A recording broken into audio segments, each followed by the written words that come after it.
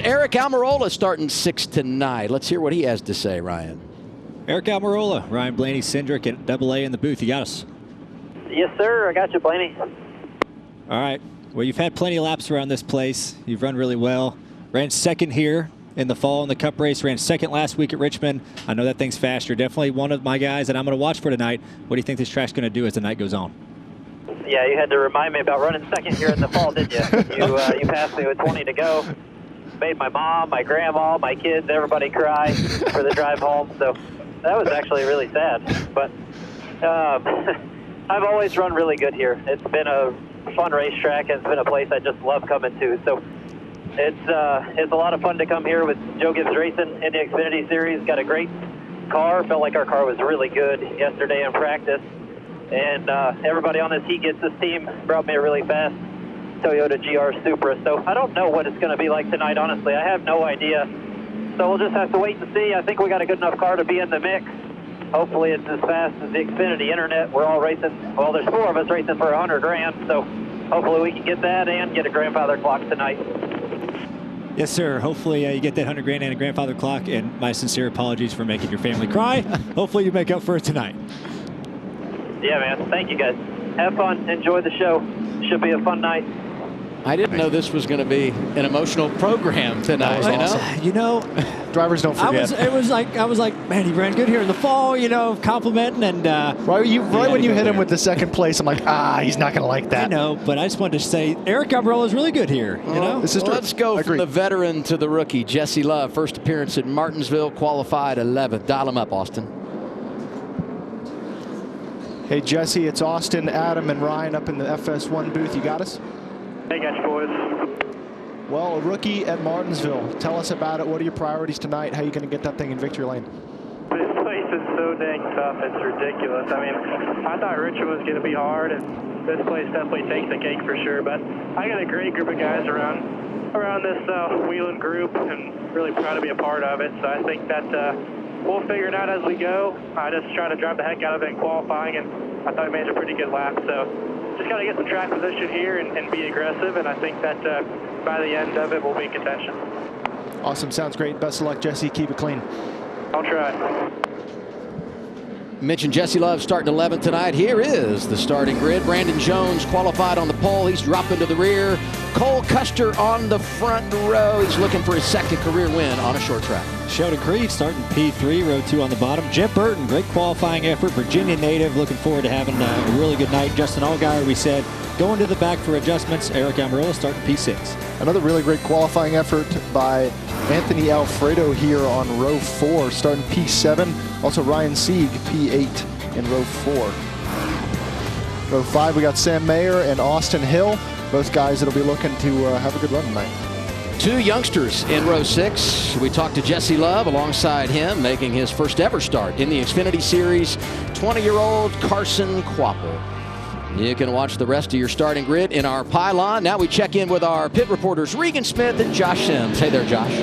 Well, Adam, 20-year-old Carson Kvapil is the latest short track ace to make his debut in the 88 for Junior Motorsports. The 2-time Cars late model stock tour champ is new to this series, not new to this track. He's got a couple late model starts here in the past, and when I caught up with him earlier, he said, look, I was super nervous yesterday, feel much better today. I have a really good car. I'm going to learn as much as I can in stage 1 and show what I got going forward, Regan. Well, Josh, it's been a near-perfect start to the Xfinity season for Chandler Smith, winner of 2 of the last 3 races. But yesterday in practice, the team faced the first heavy amount of adversity that they have had this season. Early on in practice, contact with the wall forced damage to his number 81 race car. The team, because of proximity to Charlotte, decided to take the car back to their shop in Huntersville, North Carolina to work on it last night. It was a late night until about 1 o'clock.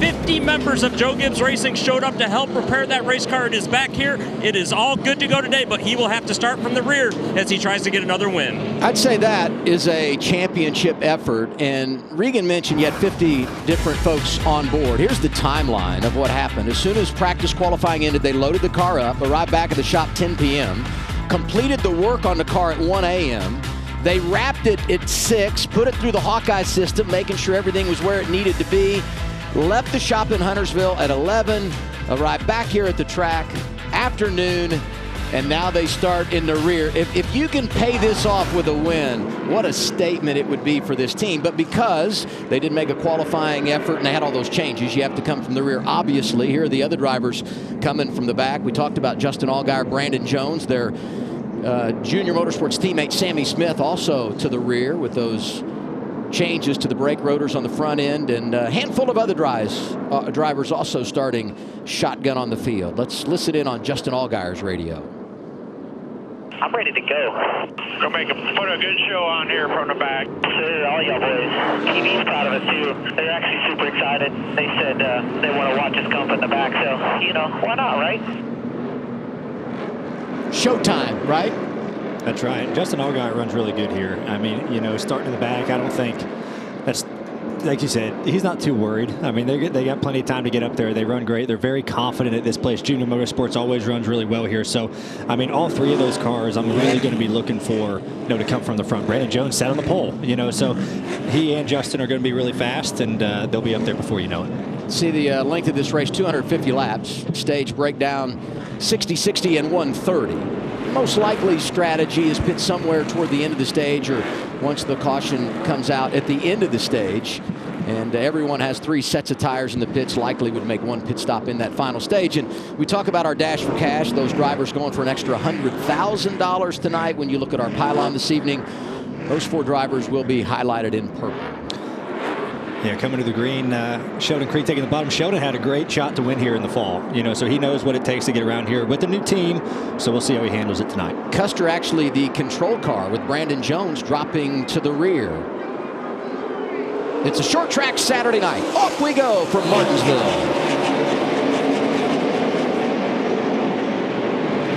Cole's able to get a good launch, but not be able to get all the way down. Pinches the exit for Sheldon Creed. Should be able to take the lead here into turn 3. Look at Jeb Burton making it happen in that outside lane, driving the 27. Right, so these are the first laps these guys have made since yesterday. You know, I mean, they sat around all day trying to figure out, okay, what are we going to do to our car? How's the racetrack going to be? So you're kind of learning under fire. Everyone's trying to settle in. Jeb did a really good job of getting down into third, and you see Eric Amarola really working hard to try to clear himself in front of that 5, and he does. Anthony Alfredo, great qualifying effort in the 5 car, driving for Al Motorsports. Here's our Toyota onboard camera, Almirola 4th. As Ryan talked about in the pre-race, you look at the color of this racetrack once we get into the concrete here, it's very bare, and you're going to see that turn blacker and blacker as runs go. But when it's that bare and that clean, all these guys are going to really struggle in that outside lane, and that's why you see this freight train happening. Everybody's trying to get single file on the bottom because that's where the best grip is. And you don't want to stay in the top too long. You know, I feel like it kind of chews your tires up. So I feel like you're really seeing guys push the issue to try to get down to the bottom, just in case this thing goes, you know, the whole first stage run. You don't want to really tear your tires up, and you see Parker really trying to get a hole and just can't find one. And that's kind of the thing about this racetrack. You can't really go anywhere sometimes, and you're just waiting to hopefully a hole opens up and you can get down and then kind of just start getting in your rhythm. Parker's all the way back in 18th, and he's the only car on the outside lane right now. Riley was able to get that small gap, and he's probably going to pass the 48. And that's going to really put Parker in a really tough spot, and he's going to have to start getting desperate. Kligerman off to a good start this year, driving the 48 for Big Machine Racing and going for the extra $100,000 tonight. It's at Brian Orridge 48. Brennan Poole looking inside of him in a 44. And finally, Parker's like, thank you. I finally have gotten down. You know, there's so many instances. As you see the 20 go inside of Jeb. I think Jeb's letting him go. 20 pretty fast early. Maybe Jeb's going to learn a little bit from the 20, see where the 20's a little bit better. I think Almirola's driving angry after you made him mad in that interview a few minutes ago. I'm never going to live that one down. I hope it wins tonight so I can go to victory lane and be like, hey, does this make up for fall? Never apologize for winning. Hey, if this car is anything like the one they had last week at Richmond, he's going to be a real threat because they won both stages and led 95 laps. Handel kind of went away in the final stage, but he finished second, a part of a Joe Gibbs Racing 1, 2, 3. And now we check in on those drivers coming from the back. You got Brandon Jones there in the 9. Saw Sammy Smith in the 8. They've already worked their way inside the top 25 or so. You talk about what a detriment it was to be stuck on that outside lane. Brandon Jones is almost up to Parker Kligerman, who got stuck on the outside. He's only 2 cars behind him as we see a lot of contact in 3 and 4. Spin out. That's Dexter Bean in the 92 going around. Yeah. Caution's a theme at Martinsville for the Xfinity Series. Did a good job for not really hitting anything. He kept it off the wall. But this is I feel like this is going to be a little bit of a product of a little 3 wide, some dive bomb action. You're going to see that a lot tonight. And I think, unfortunately, Dexter was had the bad end of it.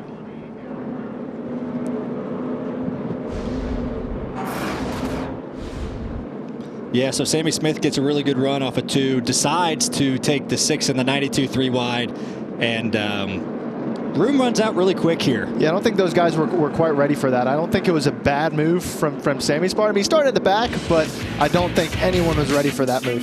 The balance of patience and aggression. Early caution here at Martinsville. Cole Custer is your race leader.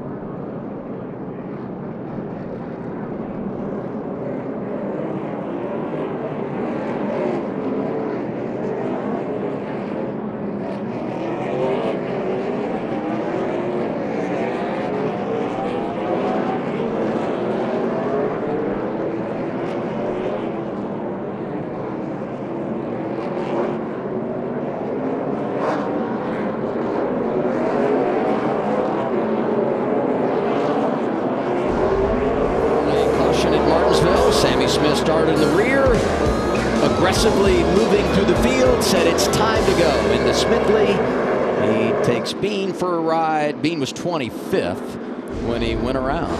We've done the choose. Cole Custer in charge of the field. He's led every lap so far. He goes inside, no surprise there.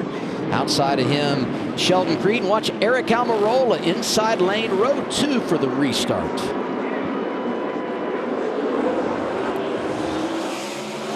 Really good launch by Custer in the restart zone there. I think that's going to be important all night as Creed runs really, really tight, trying to keep that outside rolling.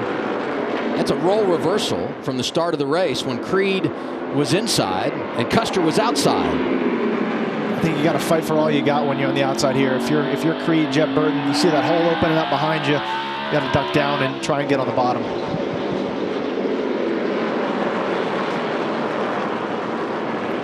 Yeah, you know, that top will get a little bit better if it gets rubber laid down. You know, we talked about earlier in our pre-race show the track's super cold, right? So when it's cold out, rubber doesn't lay down as easy. So it'd be interesting to see as we get through the night. The 18's able to hang there on the top a little bit better, honestly, than I thought he would. Holding the 20 pretty tight, which is what you have to do. I think Eric's going to eventually get this pass made here. Good exit. But that'll be something to watch for as guys choose on restarts. Okay, where do I want to pick? How is the top getting to where I can maybe hang out there or make moves out there. The difficult thing about being that car on the top is you leave yourself vulnerable to the guys on your inside. You saw Eric kind of just ran him up halfway up the track. That inside guy can really abuse the outside lane car as Jeb's now trying to take advantage as well. Creed's going to try and outbrake him into the corner. It's funny that Burton starts in that outside lane. You thought it might not pay off. He nearly was able to slide inside of Creed and race him for third, but they settle it in line, and look who's in the top 5 now. Sam Mayer having a good start tonight and a 1 for Junior Motorsports. What's up, Josh? And speaking of good starts to the race, how about Cole Custer? Led 17 laps so far, and when I caught up with Jonathan Toney before the race, he said the car is good. They just need a little bit more to make it a winning car. Well, right now they are the control car, and the biggest complaint for Cole right now, just a little loose on entry, but he said that car is starting to come to him. He's our reigning champion and doing some positive things early in 2024. No championship hangover, 4 consecutive top 10 finishes, comes in 3rd in the standings. So even though he hasn't won, you could say somewhat picking up where he left off. Cole Custer. Let's update the progress of some of those drivers that are driving from the rear. Last week's winner, Chandler Smith, owned the final stage at Richmond, and he's picked up 11 spots so far, right behind Allgaier, who's also driving through the field. Yeah, all these guys are kind of clumped together. You got the 81, the 7, the 9, all right there, the 8, all in a row. And the 81 actually just made a really good move on the 7, so I think his car is really solid right now. Obviously you got the other JGR cars running 2nd, 3rd, so he's probably going to be pretty good. But you see he wraps the curve super good as he thought about 3 wide, probably thought better of it. That was a good move by him. How hard is it to be patient in that situation? We saw what Sammy Smith did. You got a fast car. You think you should be at the front. How do you hang on to it so you're there at the end? I think it's situational awareness. To Ryan's point, Chandler was able to make a really great move, go outside inside, get a run on Justin Allgaier, a car that we think could challenge for the win of this race, and pass him straight up. I think those are the things you key off of as a driver, that you realize your car is pretty good, so I don't want to waste it. I can take my time, work up through the field methodically, and find myself in a position to win the race if I do so. And this is a good test to see, where your car's at, right? I think the 9, the 81, and the 7, they're probably 3 of the best cars, this weekend. The other 2 cars qualified good. The Junior Motorsports cars, the 81's obviously been fast all year. It's a good judge of, all right, where am I better than these guys? Where are they better than me? And what do I need to look at, as this race goes on, as you see A.J. Allmendinger get inside of Jesse Love. Allmendinger seems to always run good at Martinsville. A pair of runner-up finishes here on the Cup side in his career. His teammate, Shane Van Gisbergen, the Supercar champion, seeing this place for the first time. In fact, a couple of drivers here from Colleague Racing. Josh Williams on the move in the 11, coming off his best run of 2024, was 12th last week at Richmond. Racing for 19th. Final spot in the top 10, Ryan Sieg in the 39. The 21 is Austin Hill. He's been top 10 every race this year, and things getting tight at the front. Our Ford Performance onboard camera with a nice view of the 20 of Eric Almirola right now, Regan. Well, and Adam, I spoke to Eric as he got in the car. This is the exact moment right now that he said he felt like his car would be the best as you see him going to the inside of the battle for the lead. He said lap 30 was where he felt like he was going to have the best chance to move out front and dominate this race from that point on. So far, so good. Yeah, Eric set up the 00 perfectly through 3 and 4. That corner before faded up a little bit, diamond off the corner, got a straight shot at him, and now he has the 00 where he wants him. It's only a matter of time. Cole's going to let him go right here. But yeah, that's just experience, Eric. And you can honestly see, if you look at the left front brake rotors of the 20 and the 00, the 00 has way more heat in his left front and the left rear, honestly, than Eric does in the 20. And you're going to see that all night. It's perfect. You can see it perfectly at night. And that just shows how hard you're pushing the brakes, how much you're using of those brakes.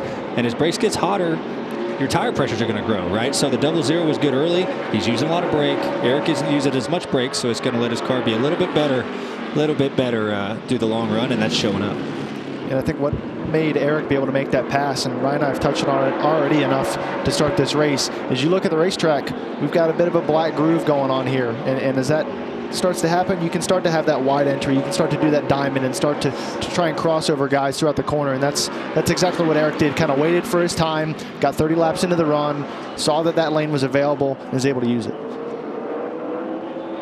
Anthony Alfredo has been really good early.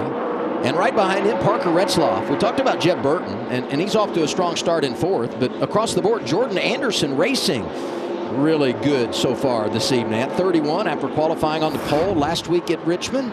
Serving notice again tonight they came to play. But look out, 16 has something to say about that. Allmendinger up to 7th now. Yeah, not too long ago, AJ was passing the 2, Jesse Love, for 10th, and they've driven away from him by about a second and a half, and you see AJ really making some good ground up. AJ is a great racer here at Martinsville. He's always run up towards the front no matter what series it is, and it's really showing right now. So his car looks really good. I'm really curious to see what he can do as this race goes on. Teammates for 10th, the 2, the rookie Jesse Love, the veteran inside of him, Austin Hill. Hill already with 2 wins this year, and right behind him an early mover, Riley Herbst in the 98. Carson Quapple looks strong out of the gates, making his debut in the 88. Can't say enough about what Junior Motorsports has done, bringing 5 cars to the track the last 2 weeks. And last weekend it was Bubba Pollard who made his Xfinity debut, the late model legend. He finished top 10 at Richmond. And this weekend the 88 goes to Carson Quapple, and he also is doing some really good stuff for JRM. Tell you what, these two are racing pretty hard, and Jesse was able to hold that outside. He held his teammate pretty tight there to try and keep that spot, but as this rubber lays down, that outside's gonna be able to work a little bit better. In this part of the run, we're 35 laps in. Tires are starting to wear out. You're really seeing how guys' cars, fire off good or do they fall off, all right? And you're making assessments right now. There's only 26 to go in this stage. When did my car start getting good, and when did it start going kind of south? So that's a really pivotal point in this run to figure it out as the caution comes out off of turn 2. Haley Deegan. Second one of the night. 15 is Haley Deegan. Dawson fired if you can. Dawson Cram is there in the 4. That thing doesn't look good. It's all right. Martinsville. So rip that bumper off. Cool that left front tire. Cool the left front tire. And we're not like it's cold enough. Fair. Trying to find positives. Here's what's interesting. Caution, 25 to go in the stage, and the door could be open for a little strategy. Maybe somebody flipping it as we go back and see exactly what brought out the caution here.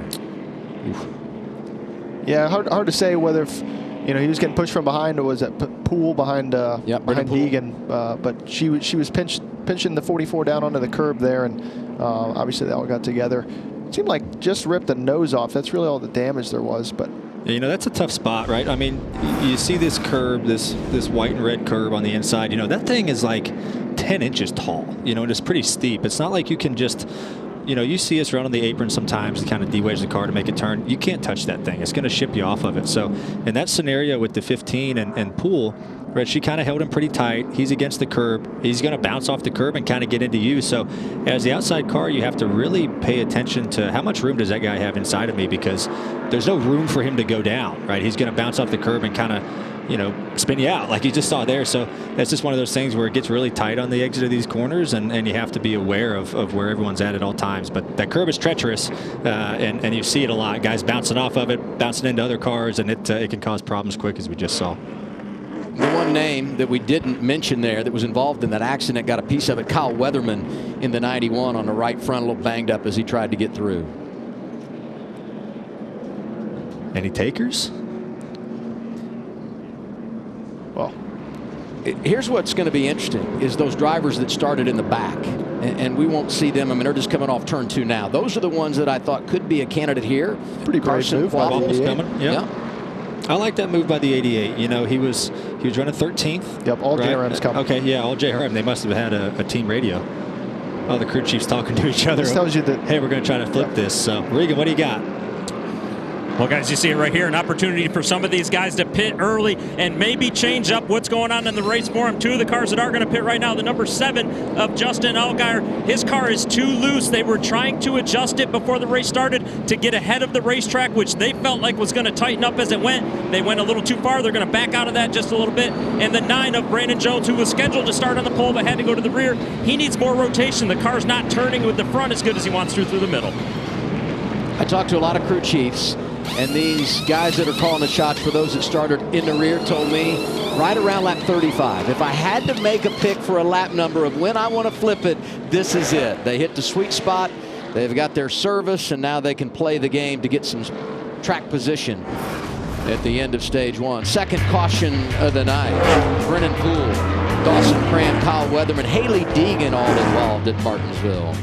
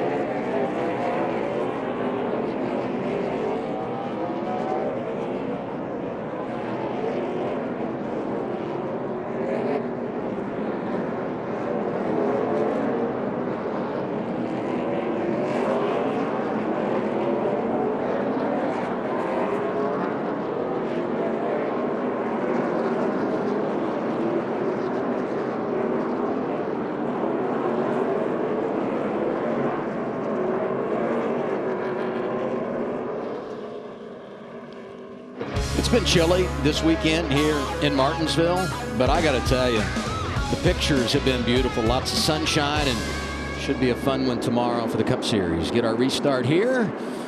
Inside of 20 laps to go, stage one. Almirola, Custer front row. Looks like 27 car might have missed a gear there. Eric with a really great jump. Creed's going to benefit. Going to slide into the second position. 1-2. Joe Gibbs Racing now out front. Sam Mayer now fourth. You see Allmendinger start creeping his way up. You know, he got two spots right there. He got past the 5 and the 27. I think he's really good. I'm curious to see, you know, once they make a pit stop, kind of reset, see where everyone's at. But AJ looking super racy here early on. Yeah, AJ and Sam were two of kind of the biggest movers inside the top 10 that last run, and AJ was getting, surprise, all of his passes done straight line braking, just able to really overpower guys, even not even being alongside of guys. So it's definitely a strength as Jeb is still stuck here on the outside. Everyone always talks about this place being so much about rhythm. How good does it feel when you're someone like AJ that right now has just found it and you can get by the folks where you need to? Well, it's big. You know, I feel like you do kind of get set in your rhythm in moments, you know, of this race when you kind of start singling out, right, and really kind of have a little bit of room in front of you. Ooh, almost contact there between 27 and the 5, but yeah, huge rhythm racetrack. AJ getting it done early, Josh. Yeah, and this is an important run for AJ. And when I caught up with his crew chief, Alex Jans, earlier, he said, we just frankly missed it last week at Richmond. It was frustrating from top to bottom on the team. But after practice, AJ was really happy with the car right now. If he has any complaints, says it's just a tick tight, but it looks like he's got something to work with, guys. Austin Hill 21, 98 Riley Herbst. They're racing for 10th. That 98 is looked really impressive early. Started outside the top 20. Jesse Love hanging around as well. A little contact there. It just shows you how important that inside lane is. I don't think Riley had enough of a gap, but was kind of just hoping that the 2-car might let him in there, but hope's not usually a great strategy. There's a lot of chances you take here, right? There's always going to be times where, like, oh, you're a foot from being clear or not, and it's up to you. Like, do you take it? Do you not? Your spotter's, you know, telling you take it or don't, or still in there, you know. So it's such a tough racetrack when it comes to that side. You have to make decisions really quickly in these braking zones, and it can make you or break you. You know, if you miss kind of getting down to that bottom lane as these guys are racing the heck out of each other, it can really help you out or hurt you if you kind of miss it, or you kind of get stuck in between like the 98 was there with the 2, and you kind of get tapped in the left rear quarter panel a little bit. And the tough part is when you run too wide that tight on another guy, you guys are going to slow down, and it's going to bring everyone back up towards you, and those gaps are going to get smaller and smaller for you to find a hole again. Anthony Alfredo moving into 6th, passing Jeb Burton. Ryan Sieg Sieg right behind him. Parker Retzlaff right behind them. All 4 of them guys having really good starts to this race. Taylor Gray is as well. 13th right now in that 19 car. Got a handful of starts coming up driving on the Xfinity side. Of course, full-time in the trucks. Debuted last week at Richmond, finished 3rd, and just got better and better as the day went on. So you got Joe Gibbs Racing running 1-2. Taylor Gray on the move up to 13th. And then there's the story of Chandler Smith, who starts in the back after winning last week, and he has worked his way inside the top 20, 18th. Really the only headliner of those that started in the rear that didn't make a pit stop and attempt to flip the stage. Yeah, and I think you take it for granted that, you know, yeah, he's a good car, and we think he's going to have a chance to win this race, but it takes a long time to pass 35 cars at Martinsville, and he didn't get to practice. He has no idea what his car had coming in today, giving adjustments, giving ideas to his crew chief. As we see his 2 teammates obviously leading the race, ran really well yesterday in practice, so they do have good notes to go off of, but it does take a long time to make that ground up. And it gets harder the more cars you pass. As you get towards the front of the field, cars are faster, more competitive. It gets harder and harder, and you've used your stuff up, you know, so it really takes a toll on it. He's kind of stalled out a little bit, but still looking really good as the 18, Sheldon Creed, is putting a little pressure on Eric. You know, Eric we thought was going to drive off before that last caution. He kind of legged it out on the 00 in the 18, but the 18 and the 00 and the 1 of Sam Mayer kind of been able to all stay within a few car lengths of each other. I see this as a really good opportunity race for Sheldon to get his season going in the direction that he wants. We've touched it. He's had some really good runs at this racetrack. He's obviously a Truck Series champion, a talented driver, and he's obviously with a really great team. So I think being able to go toe-to-toe with Almirola right now is exactly where he would want to be for tonight. His nickname might be Heartbreak because he's finished second so many times, 8 times in his career.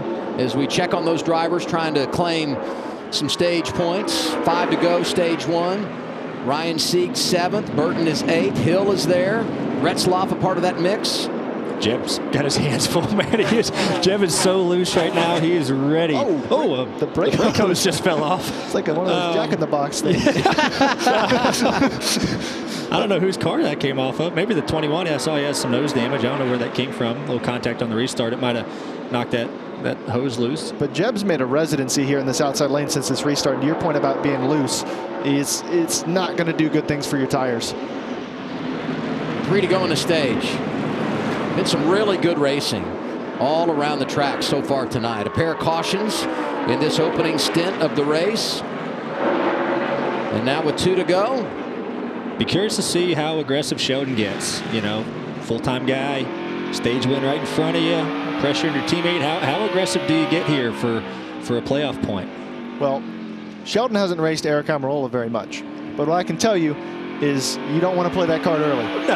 No, you don't. But, you know, hey, wilder things have happened. You never know. You see Sheldon kind of opening up his entry, rolling to him, trying to angle off the corner. Pretty good exit by the 18. He might have a peak here. Final lap, stage 1. Almirola in front of his teammate Sheldon Creed. And things are tight through 3 and 4. Just saying. Warning shot delivered. It's Almirola who wins the first stage. Creed is 2nd. Custer 3rd, Mayer 4th. Allmendinger stays in the top 5. Alfredo Sieg getting points. Same for Austin Hill, Jeb Burton, and his teammate Parker Retzlaff. Eric Almirola just wins stages. That's his 3rd in a row. 2 last week at Richmond, and he delivers again tonight in Martinsville, Virginia.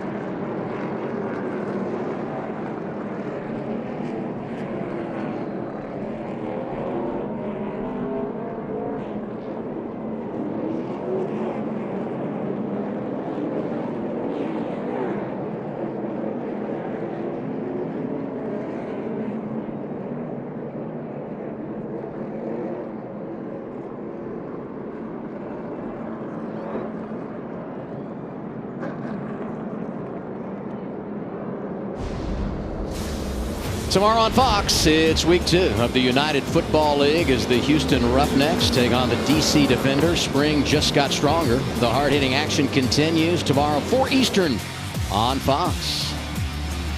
Waving the green flag tonight, one of our announcers for the United Football League on Fox, Jake Butt.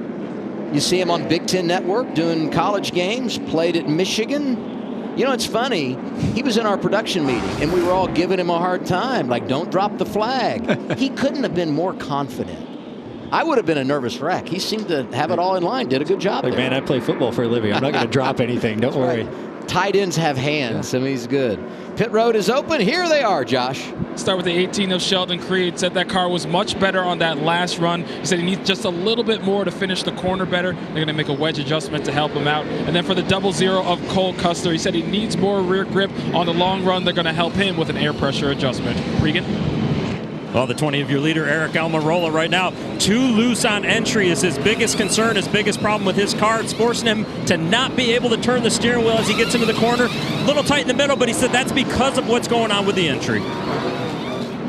Race off pit road, enormous at Martinsville. This won't be the race for the lead, though, because we had some drivers that had already made pit stops, and the one of Sam Mayer stayed out. Almirola holds serve of those drivers that pitted.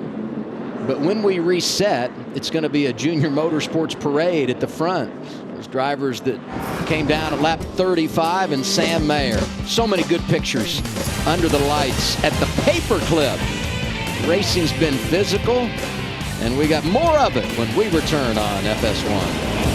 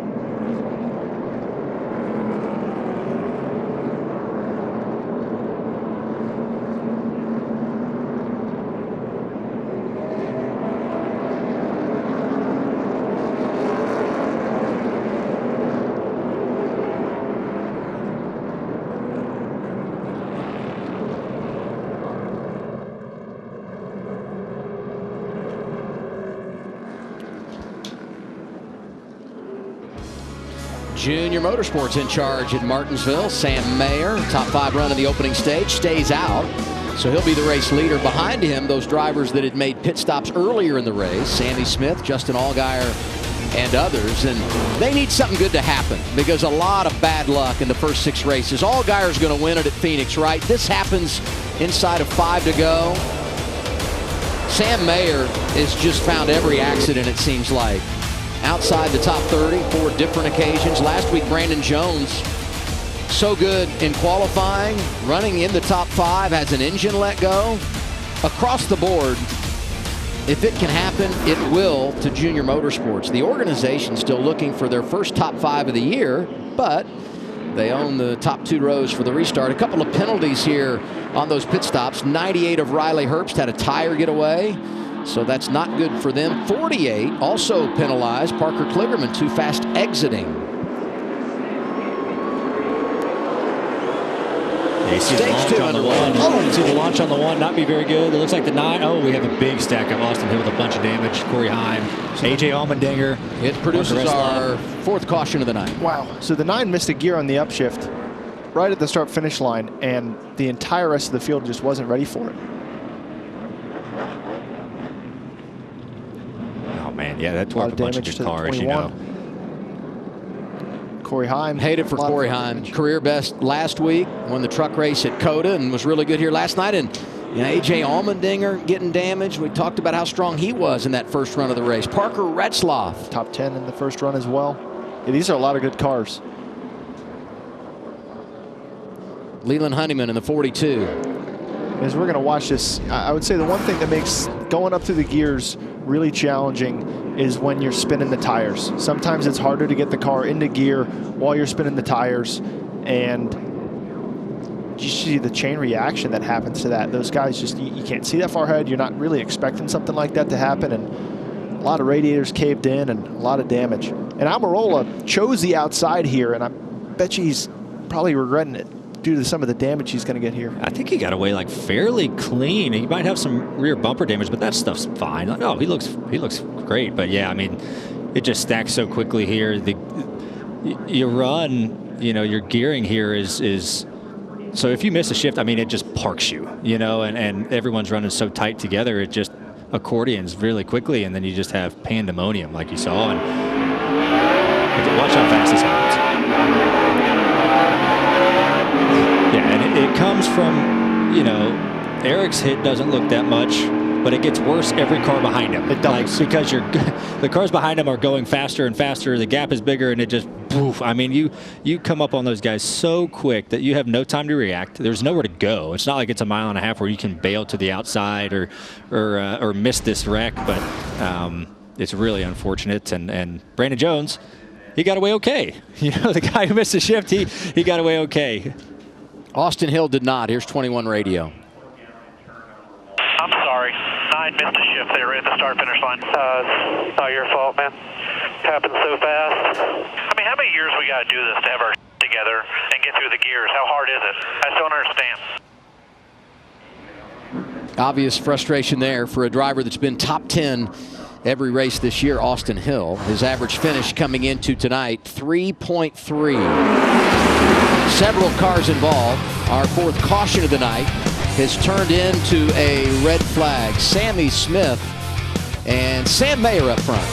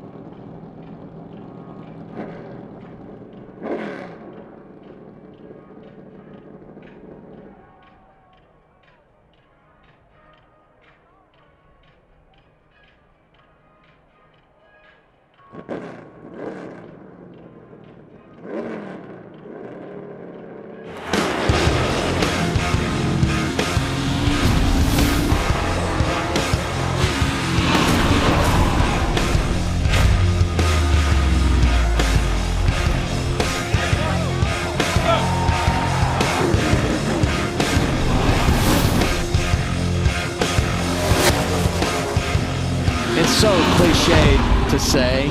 There's going to be beating. There's going to be banging. When you come to Martinsville, there will be mayhem. Under caution, under red flag after our 4th caution of the night. Brandon Jones missing a shift here. Yeah, I feel like he, you know, you restart in 2nd here. It looks like the upshift to 3rd was clean, and then it looks like Austin and I were talking. I think he went from 3rd to 2nd, you know, and just parked that thing. It's not like he got it in, caught in neutral, you know, because it would have rolled a little bit more than that. So that's just a tricky thing. You're trying to grab gear, spinning tires, and it's one of those unfortunate things. Here's 9 radio. What'd you have right there, bud? Thought I lost 4th gear for a minute. Felt like it went in and wouldn't go, but I don't. I've still got it. 10-4. Yeah, just shake it off.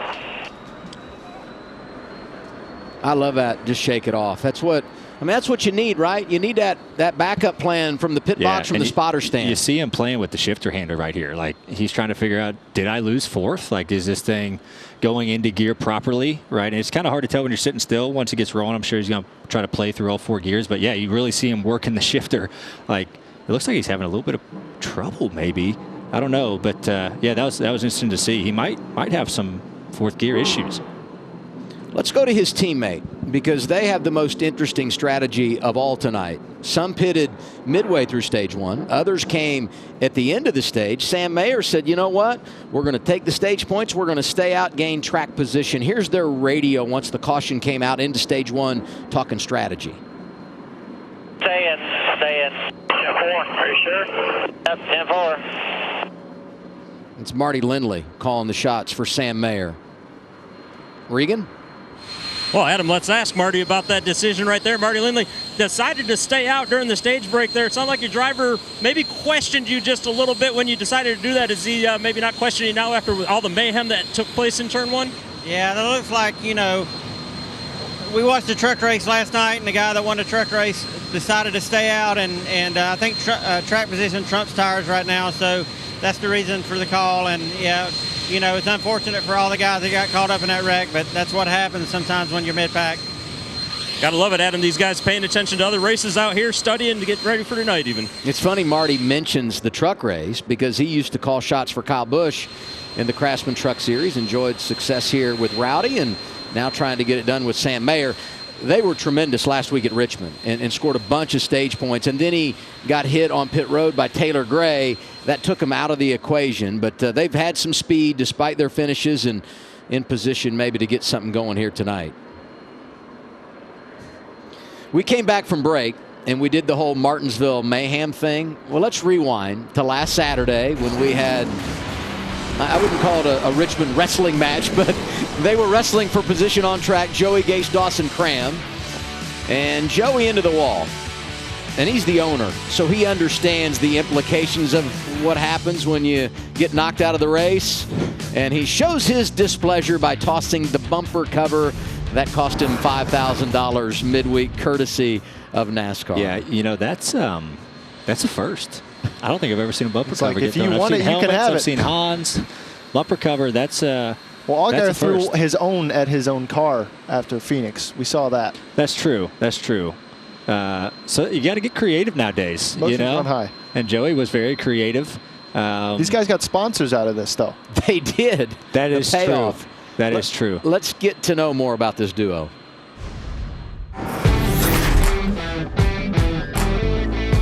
Hey guys, my name's Joey Gase. Hi, I'm Dawson Cram. Real hard hit for Joey Gase. But when I got out, I saw the bumper was already laying there, and I was a little bit shocked and surprised. And I'm like, you know what? I think I'm gonna use this as a good tool. I really couldn't believe my eyes that it was happening. Super unfortunate moment. So I was like, man, I guess it's my turn to get something thrown at me. You know, if you look at it from a financial standpoint, helmets are expensive. You know, and that helmet was perfectly fine. That bumper was ruined. So in Joey's defense, like, all right, you know, do I throw a helmet? Do I throw a bumper cover? Bumper cover's already killed. I'll throw this bumper cover. It's better than go spend $3-4 grand on a helmet, get it repainted, you know. So total team owner move. The most economical way to vent your frustrations at a competitor. Yeah. So that's be interesting. It was a good throw, too. It was accurate. It's not the easiest thing to carry. That's a big not very aerodynamically efficient piece. And bumpers that deliver. Well, Joey delivered a bumper to Dawson Cram's hood and windshield. Let's look at the drivers that were involved in our most recent incident here tonight at Martinsville. A whole host of them, and some of those that we anticipated could win the race. There's A.J. Allmendinger. Got a report he has been released from the care center. But look at the list. Anthony Alfredo. Brandon Jones, of course, got it going when he missed the shift. He got a little damage. We saw Allmendinger. Haley Deegan was already banged up. Logan Bearden, who was coming off a solid effort last week in his debut. Corey Heim. Kyle Sieg. We saw Retzloff. Jeremy Clements. Weatherman's been beaten up twice tonight, and the same for his teammate Dexter Bean. Our fourth caution has become a red flag. Early portion of stage 2 at Martinsville for the Xfinity Series.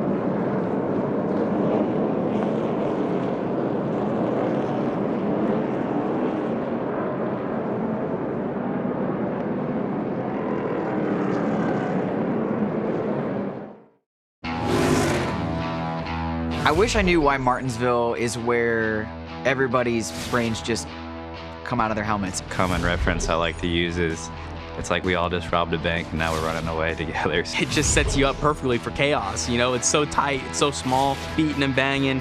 It's just a wild racetrack. Yeah, Martinsville, there's just not enough room for all of us. So everyone's fighting for the same spot on the racetrack. Well, you can get in some fights there pretty easily because of it. The crash and fight highlight reel is high and deep from Martinsville. And here's what happened to put us under the caution in the red tonight. Here's a good one. Watch Matty D in that 38 car. Just out by the wall. By. My man Doug Campbell calling him that one. That's a near miss. Oh, looks like Austin Hill's done for the night. Top 10 streak's going to come to a close. It had been 7 in a row dating to last year. And he's the first driver ever to start a season with 6 consecutive top 10s and back-to-back campaigns. Let's hear from driver 21 down to Regan. Well, that's right, Adam. Unfortunate ending for Austin Hill tonight, out of the race early. Austin looked like a massive jam up there. How frustrating is it to have that happen? I mean, you can almost just laugh about it, right? Had a really fast Bennett Chevrolet. There was some things that I was doing on those restarts, and it seemed like cycles on the tires was good for us. I was really excited to come in and pit, work on it a little bit.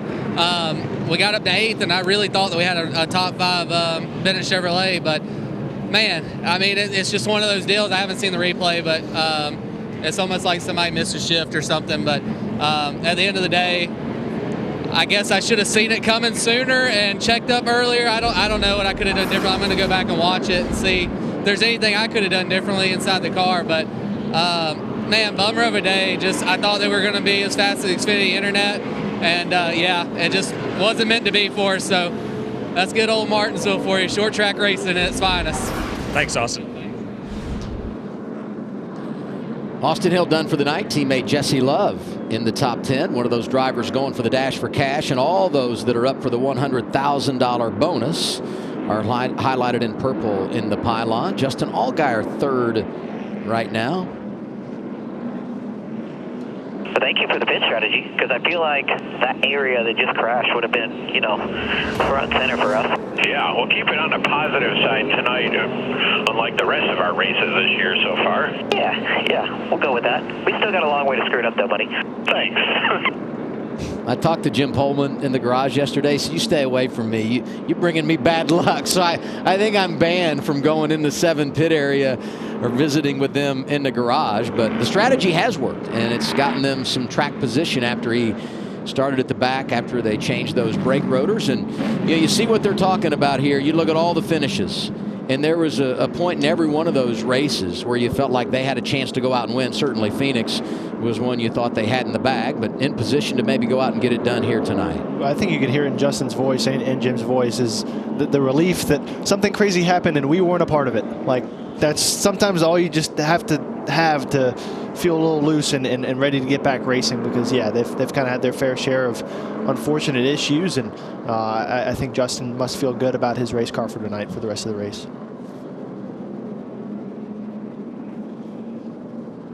Tonight, the NASCAR Xfinity Series. Last night was the Craftsman Trucks. Congratulations, Christian Eckes tomorrow, NASCAR's top shelf. It's the Cup Series on FS1 as the circuit is here in Martinsville for some door-to-door action at the Paperclip. Pre-race gets going at 2 Eastern Time. Green flag waves at 3 on FS1 and the Fox Sports app. And we saw Allgaier earlier going for back-to-back wins at Martinsville. Tomorrow, Blaney's going to be trying to go back-to-back. How about back-to-back Blaney? That sounds good, huh? Yeah, we're going to try. It was obviously a really cool run here to win this thing in November and lock ourselves into Phoenix, which led to the championship. So I've always wanted to win here. I mean, ever since I was a kid, I've always wanted a grandfather clock. I've loved those things and was really fortunate that the 12 guys could do it. And the situation we were in, too, right? Just going out and performing and carrying momentum, to Phoenix and things like that. That was definitely a thing. And while we were fired up to get to Phoenix, and it's definitely a cool weekend all around. Hopefully we can replicate it tomorrow. What'd you do with the clock? It's in my house. I got one for all my guys. So I ordered like 30 clocks. There's a lot of people that wanted a clock, but that's such a special trophy, and you can get it for everybody, right? So I got myself one in the house, and I got my dad one too to put in the house. So it's a good showpiece. Now we get to the choose as we're anticipating the restart. Sammy Smith goes low. Sam Mayer up high. Look at all the drivers that take that low lane. Tell you what, Sheldon Creed just got a Merry Christmas right there. Holy cow. Yeah, so he's starting behind Sam Mayer with those old tires, like we know. I'm kind of surprised that the 9 possibly didn't choose it, but I think that just shows everyone's mentality. It's right. The spotters all told him, hey, the 1 stayed out there under the stage, and he's got old stuff. So you kind of, as a driver, you're making that decision of where do I want to choose. So we'll see if the 1 can kind of hang and if it works out for the 18 or not.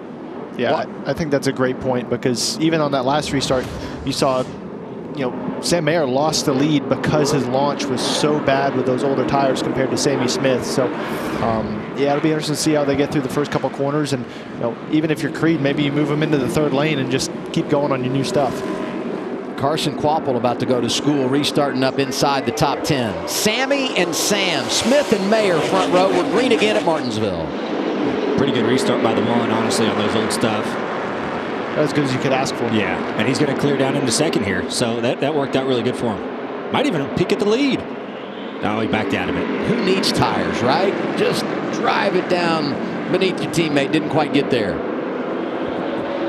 Creed able to get down. So that's a huge gain on the choose for Creed, being able to pull that off. And he's got new tires compared to all these guys. And he separated himself from Eric Almirola, who's racing for the win in that stage. I think Creed's in the best position possible as we sit right now. He was 6th prior to the choose, takes advantage of it, and now he finds himself 3rd, Sheldon Creed.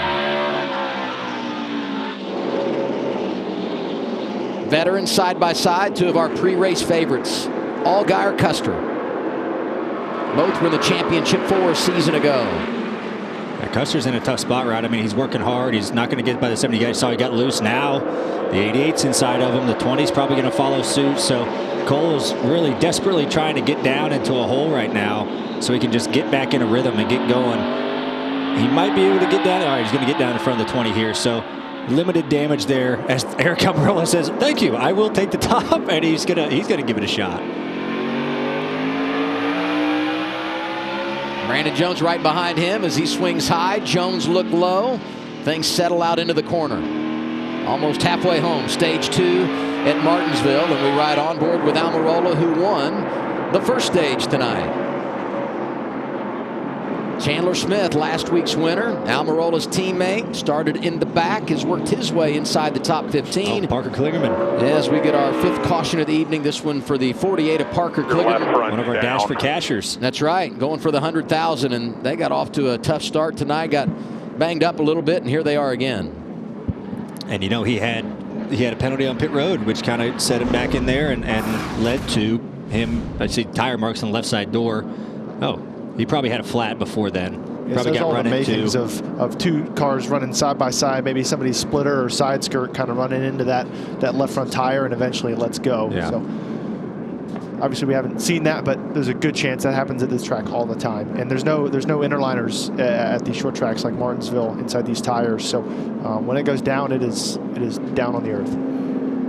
Team owner Scott Borchetta is here taking in the race tonight, so I know he's disappointed, but great that he's out and watching the team compete. And next weekend, we go to Texas Motor Speedway, where this organization got their first and only win. Tyler Reddick delivered a couple of years ago, driving a 48. So Klingerman, he goes a lap down. He's gonna. There's only 2 cars, 1 lap down. It's just him and Haley Deegan. So his hope, obviously, is to get by the 15 before, another lead lap car goes a lap down to try to get back in this race for the last stage and try to have another shot at that. Well, okay, so Deegan's going to get the lucky dog. So he's going to be the only car 1 lap down right now. So we'll see if Parker can get back in it to go for that 100 grand. And we know another caution's coming in 30 laps. That's good for him. Maybe he can get back in the game. Sammy Smith, your leader at Martinsville.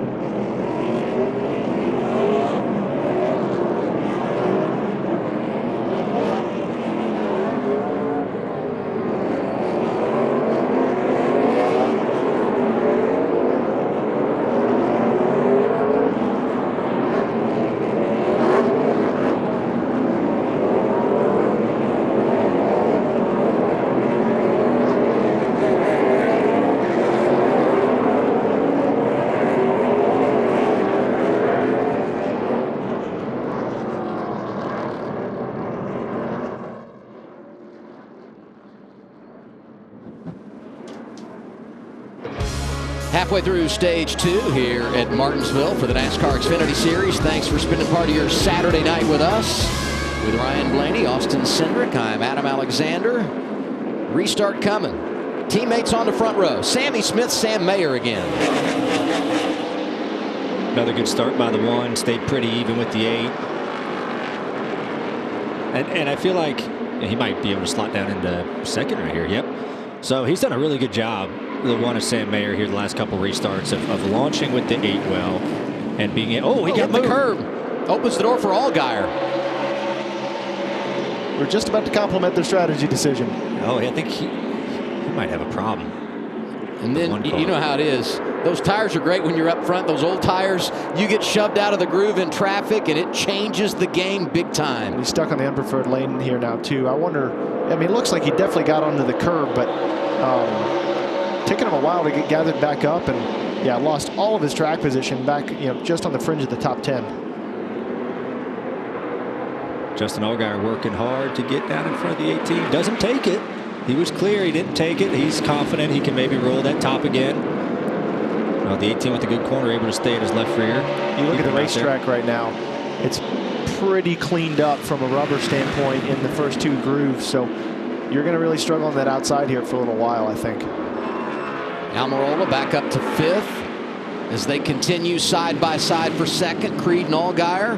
That's Carson Waffle. Yeah, he's doing a great job tonight. Just casually running P4 in his first Xfinity race. That's an attaboy, I think. When Dale Jr. comes and drives that car, there's going to be some pressure. Bubba Pollard top 10 last week. The bump. Quapple top 5 tonight as Allgaier and Creed try to settle things. That little bump from Quapple actually helped the 7 out. It broke the 18's momentum to where the 7 get down. Carson doing a good job tonight of really taking his time, right? Didn't start, ideal, but was able to have a little bit of strategy, hugging the curb really well. He's got some good drive, too. He has really good drive, and that's a big thing to have here, especially when the track starts to get a little bit more rubber. So they do a great job on that 88 car. You obviously saw Bubba Pollard run really well last week. So Carson's picking it up right where that team left off. 18 trapped outside, his teammates sliding inside of him. That's happening behind Quapple. Let's learn a little bit more about him.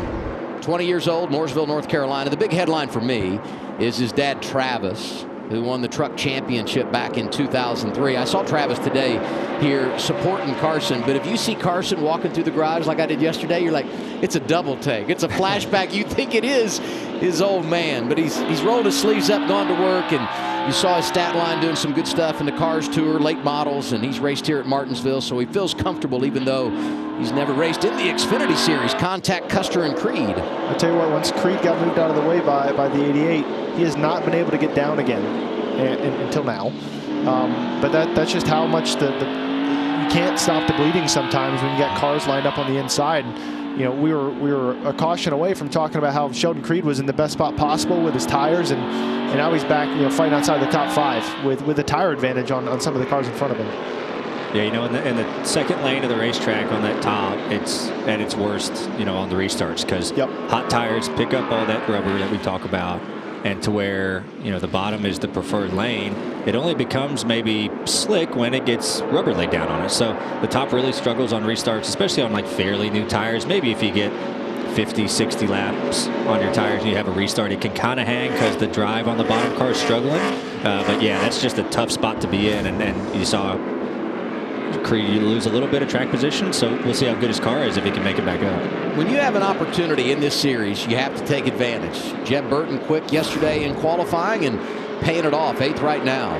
His father Ward won here at Martinsville. Having a good run. His dad, his uncle Jeff won here. His cousin Harrison, he'd love to join the parade tonight. And here's Josh Williams, top 12 last week at Richmond, best run of the year, trying to best it this evening. He's into the top 10, driving the 11 for Colleague. I think we're only going to see Josh keep getting better with this opportunity. I think there's a lot of high expectations for him with being in one of the bigger teams in the series. Obviously, his experience in the series, he should be able to be plug and play and compete at the top level. I think that's the expectation, but I think Josh is just going to keep getting better, being able to use the resources that he has over there at Colleague. Let's go from Chandler Smith is a man on the move, working over Sam Mayer, who had that issue moments ago. Smith now 11th, knocking on the door of stage points in stage 2 after starting at the back. And he did not play the strategy that those other drivers did that are now up front, who are coming from the rear. From Chandler to Sammy, let's get an update on our race leader, Josh. And for Sammy Smith in that 8 car, this is one of his best tracks. The only track he has 2 top 5 finishes at. Won the pole here last year, and the team knew even though they had to start at the back, they had a really good long run car. You're seeing that right now. Sammy's only complaint, that car a little bit free, but otherwise he feels really good about it. Remember, he ran the truck race here last night with a top 10 finish as well. Yeah, he's already kind of found that Martinsville rhythm because of all those laps last night, and you touched on his success here last year.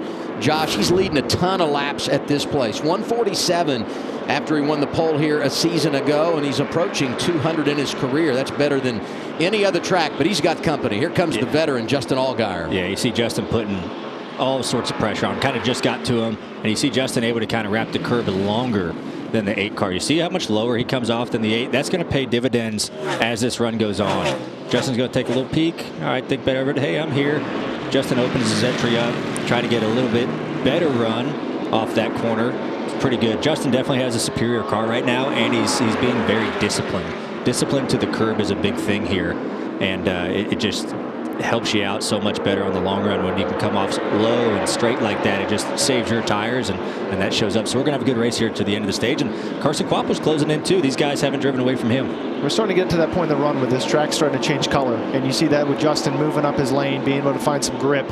And Sammy's also going to start running into lap traffic as well. So I think as you go through this transition, I think Justin's experience is obviously paying off with some of the options he has, and you know, Eric Almirola as well coming into the picture. But this transition has seemed to hurt Sammy because he had about a second lead for quite a while, and obviously Justin's all over him right now. This is when it kind of gets fun, right? Like Justin rolls the center better. He kind of gets to his bumper right when they're about to get to the throttle. And Justin has to wait a second because the 8's right there. He can't just run through the 8. And so then it kind of extends back. So, oh, he's got a really good run here. He's probably going to get to the inside of him. But, yeah, it's a weird slinky effect here at some points. But Justin did a good job being really patient, coming off low, using the strength of his car. Coming to 9 to go, stage 2, and the race for the lead is on. Sammy Smith outside in the 8. Inside is Justin Allgaier, the veteran, driving the 7. And trying to muscle his way to the point, and he does. I think Sammy recognized how much better Justin was, and he wasn't going to be able to hold that off for the next 9 or so laps. So I think he wants to just stop the bleeding, get back down on the bottom, and try and hold on to as many stage points here as possible. Justin becomes our 5th leader of the night. Sammy Smith has led the most laps, 42. And on board here with Eric Almirola. He led 38, won stage 1, and he drives around Carson Quapple for 3rd. He did everything that Ryan just described as far as wrapping that curve and being so disciplined to that low exit. Just paid off massively for Eric. See if he can do it again.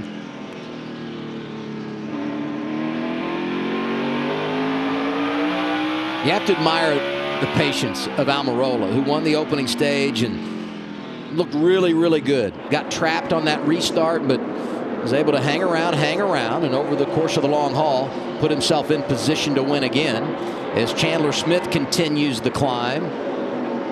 This for 2nd, Almirola working over Sammy Smith. Almirola has a little bit of hood damage, kind of where the 8 post is on the left front, but obviously not hurting him very bad. Car looks really good. Hey, my 2 picks are running 1-2 right now. It's crazy how that works out. How did I know you would remind us of that?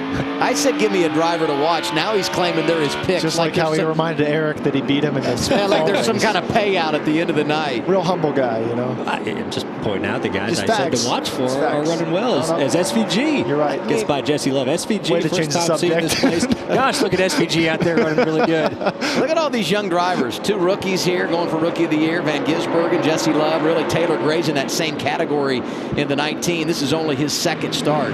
Van Gisbergen's been top 15 in 4 of the 6 races this year. And one of those that he wasn't was Coda when he was penalized after finishing 2nd. So you talk about getting acclimated and showing off your talent. He really has done that in the 97, and here he is top 15 again as we hit 3 to go in the stage. I mean, Shane's an awesome race car driver, right? No one ever doubted that he wasn't. It's just a huge learning curve, right? You're going all these places, for the first time. You're seeing him. You don't have a ton of practice, and he's gone to all these tracks and has accepted the challenge and run really well and just soaked up all this knowledge. So it's cool to see him running well, and especially at a tough place like this. Joey Gase in the 53. One of those drivers a lap down. Allgaier sees him as he crosses the start-finish line. 1 to go. Stage 2. Custer and Creed racing for position. Here's a stat you're not going to believe. It's race 7. It's stage 2. And Junior Motorsports is going to get their first stage victory of the campaign. And it comes courtesy of Justin Allgaier, who does it in front of Eric Almirola. Sammy Smith was 3rd. Carson Quapple was 4th. 3 of the top 4 from JRM. Custer in the top 5. Creed ends up 6th. Jones 7th. From the back to 8th for Chandler Smith. Burton and Sieg also getting points. Jeb Burton, stage points in both stages tonight. But the man right now, Justin Allgaier, he leads at Martinsville.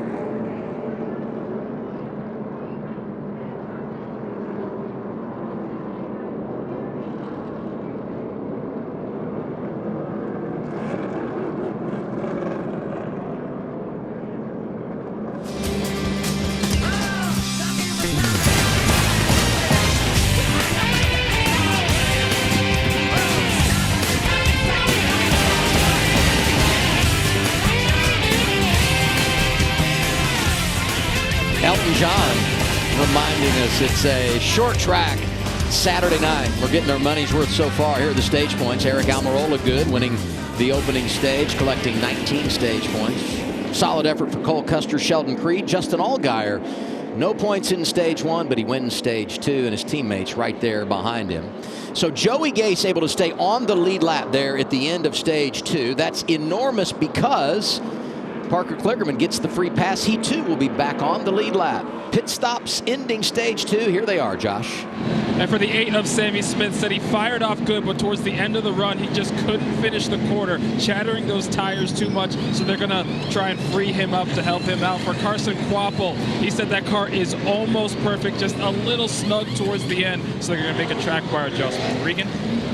Eric Almirola had been a little bit loose into the corners, but felt like the damage from earlier actually helped that out just a little bit. See a little bit slow on the right side right there. He needs a little bit more turn center is the biggest problem right now for him. And your leader, Justin Allgaier, getting his first stage win. He's a little bit tight in traffic, a little free out front. They're going to tighten him up some. Drivers will always tell you the easiest place to pass at Martinsville is pit road. And what a race coming out of the pits. Almirola, Sammy Smith.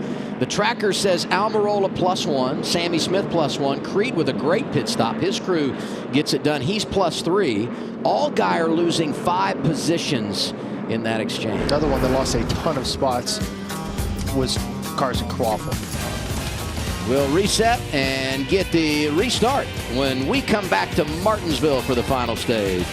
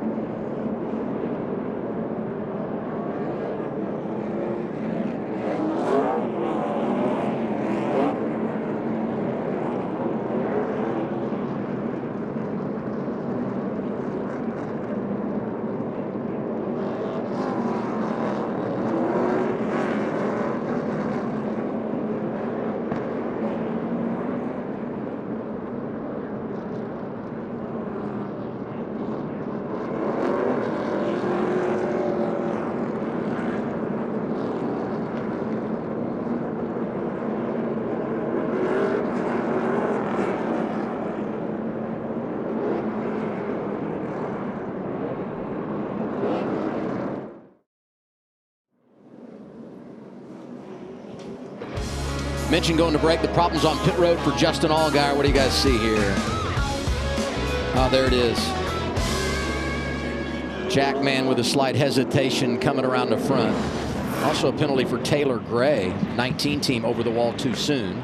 So he will have to come from the back. We talk about cautions here at Martinsville. If you throw out the stage break cautions, last 5 races, average caution count lap, stage 1, stage 2, 1.6. We had 4 tonight. But look at that in the final stage here. We've averaged 8.4 cautions in the final stage in the last 5 races. What are we in store for tonight? I hope we're getting them out of the way early. Let's do the under. Yeah, I found some trends there in that last run. JRM cars look like they're pretty good for the short runs. These Gibbs cars really made up some speed on the long run. So hopefully we get a long run here, rubber in the track, and see how it plays out. Tight race off pit road, won by Eric Almirola. He's in control as we begin the final stage. Contact as the green goes in the air. So the 8 trying to hold him tight. Eric was pretty far down the racetrack, and 8 just kept running him down. Eric with a really good launch, though. Looks like Sheldon Creed's going to have the preferred lane, possibly be clear off of 4, and a little bit cleaner restart for the 18, as before. So now he can kind of settle in early and see what he has for this 20. Look who's joined the party. Chandler Smith from the. It's taken a while, but he's been pretty methodical, and he's boom inside the top 3. Has a chance to go fight for this win. He didn't play any games either. They just earned it every step of the way. Played the same strategy as those other guys up front. And look at this at the front. Joe Gibbs Racing 1, 2, 3, just like they finished at Richmond. Swept the top 3 spots, 7th time in organization history that they've done that in the race, and another solid effort here at Martinsville. I think Creed is better on the short run. You know, you talked about the JRM cars. Puts a little bit of the bumper to the 20. Eric holds him off pretty good. I think Eric's car takes like 10 laps to kind of get going, 15, and then he starts stretching it out. So this is like a big battle of attrition for Eric. Like, I got to hold this lead. I just got to deal with this for 10 laps, and then I can maybe get a little bit of a buffer, which he has now. Brandon Jones making a move on his teammate in the 8. Brandon's come from the back tonight, having a pretty good run, trying to fight for a top 5 spot. And Sammy still hasn't been able to get down since that restart. He restarted on the front row, and he's fallen all the way to 6th, maybe even losing 7th here. And that's what really makes it difficult. And you saw that aggression from Sammy in the restart zone. Really made it difficult, but you kind of have to sometimes to get your track position established. As we see Jeb chucking the foreigner into the marbles. Is that how you're going to describe it? That's how I describe it. I don't know. I mean, he's a rookie. I don't know. Hey, we haven't said Myatt Snyder's name, and he's in the top 20, making his first start of the year in the 07, driving for SS Greenlight Racing and Bobby Dotter. And Blaine Perkins in the 29, starting to make some things happen. Driver from California. Oh. Let's get the 97 radio now after that move that Jeb Burton put on. Man, this is fun as hell. Absolutely, man. It's awesome watching you learn like this. This is awesome. I think you might have. Poor Shane just getting used up right now. I mean, he got used up by the 29, by Jeb, and he could not get down, could not get into the bottom lane to kind of just get a rhythm going. So it's part of Martinsville, you know. It's just hard to kind of establish yourself, and you're at the mercy of the guy behind you sometimes. Got contact going on all over the track. Teammates for 2nd. Chandler Smith, a little nudge on Sheldon Creed. That's not a little nudge. He hung on for a while. Hey, Custer was back behind those Chevys from Junior Motorsports. He's up to 4th now in the 00. Yeah, Custer's been pretty quiet this evening, but he's been really solid the entire time, and that's kind of his MO, really, I feel like. I mean, we talk about how Chandler Smith and Austin Hill have dominated the first half of the season, but Custer has been a factor in every single race, and obviously the champion. And I think that's really going to pay off for this team throughout the year, as we see Chandler really being aggressive to try and get by Sheldon Creed. Thinks he has a better car, and might actually lose him a spot here. Yeah, Chandler's in a tough spot. Like, hey, I'm faster than you.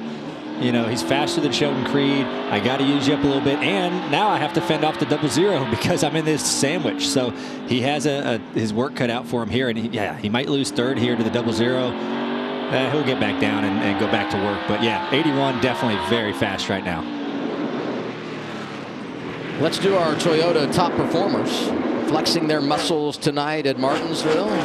1, 2, 3 for Joe Gibbs Racing. Said it earlier, they did the same last week to finish it at Richmond. This is a track where they've won 4 of the 7 since the Xfinity Series made their return in 2020, winning those 4 races with 4 different drivers. And so Chandler has a little bit better buffer behind him now, okay? They've separated themselves from the 00 a little bit. He can fade up the track, turn back down. Before, when the 00 is on his bumper, he can't fade up the track because the 00 will just shove it in there, you know, underneath of you and use you up. So that allows the 81 to open his entry up, angle down the track, get a big run so where he can go to work. So that is like a huge thing here at Martinsville. Sometimes you just can't work on passing the guy in front of you because you're defending behind you, you know. So that's one of the weird things about this racetrack, but he's done a good job of now I can go to work on my teammate. Just over 100 laps remaining in our 2nd short track race of the year. Right now, it's all about Joe Gibbs Racing. They've got the top 3, Almirola, Creed, and Chandler Smith.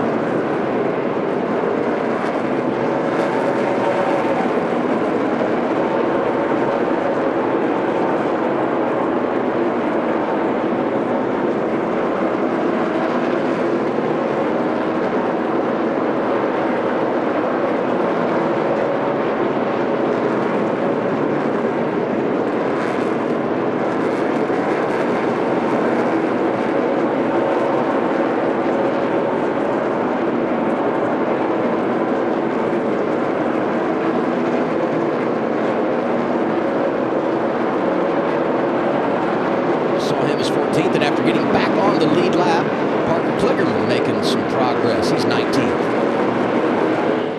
Winner gets $100,000 tonight, and you don't have to win the race. You just have to beat the other 3. Let's talk about the man in second, Regan Smith. Well, Adam, we see this great run right now Chandler Smith having after he had to go and start the race in the back. Had that contact yesterday. We documented they took the car back to Charlotte. It was a good thing that they did. They actually found a little bit of front suspension damage that at the shop they were able to find.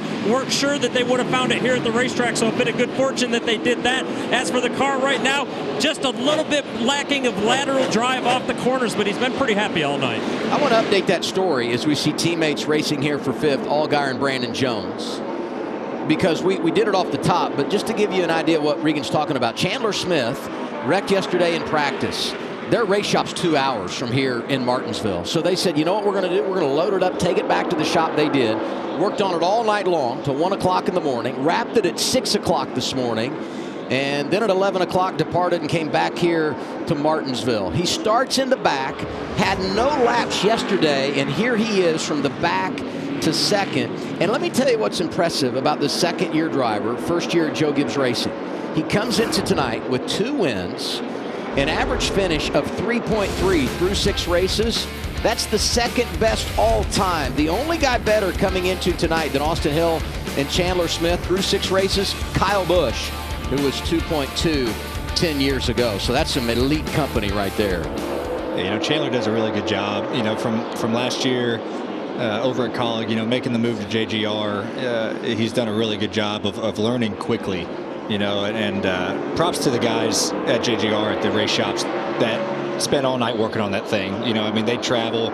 I'm sure they use a kind of a mixture of road guys and shop guys, and those guys busted their tails to get that thing back out there. So big props to those guys too for sticking with it all night. Is Parker Kligerman coming from just got the lucky dog, starting to make a little bit of moves back towards the field. He wants to see a caution so he can kind of reset and make a run at that Dash for Cash. I think another one of those biggest movers that stands out, Carson Quaffle. They fell outside the top 10 after running 3rd in that stage, and he's up into 7th now again, trying to pass his much more experienced teammate Brandon Jones. He's working his way back through the field and clearly has a lot of pace in that 88 car. Joey Gase just in front of him in a 53 has gone a lap down. He's the first car 1 lap down, so he would love to see a caution, get back on the lead lap. I think Carson has a really good long run car. They've had a couple rough pit stops. It's kind of set him back a little bit from where he was running, but he's done a really good job of just being patient. Hey, my car's good, and I'm going to pick my way through here. Hopefully we get a long run. He's just going to methodically continue to work his way forward. His lap times have been rivaling the leaders, of Almirola and Smith and the 18. So I'd be curious to see where this 88 car can go. Yeah, he was actually faster than all of them on that last lap, even after just completing that pass. So, and it's the kind of racing he comes from, right? You got to take care of your stuff, be able to make it last, and running P6 now is pretty impressive in your debut. Quappel is a short track guy. For Eric Almirola, when it comes to the top levels of NASCAR, he's 0 for 120, and that's Cup, Xfinity, and Truck. But tonight doing all the things he needs to do to check the box. And with 2 kids at home, in college, not too far down the road, an extra $100,000 could come in handy. Yeah, Eric is, obviously just an incredibly smart racer, right? He's been in the sport for many, many years, understands what is needed of his car at certain times and understands what he needs to ask of it. So you can see he's being super patient here through lap traffic, saving his tires because, hey, this thing might run 85 laps to the end. So you have to always have that in the back of your mind of, I can't just go run my stuff off of it here in the first 20 laps of this thing, 30 laps. I have to really be thinking of the long haul and seeing where this thing goes. So he knows all that, and he's been doing a good job of pacing the field. It's been a great year for the 20 team, led by Tyler Allen. Won in Las Vegas with John Hunter Nemechek, good last week, and Ryan Truex making his return in the next 3 races. Good stuff.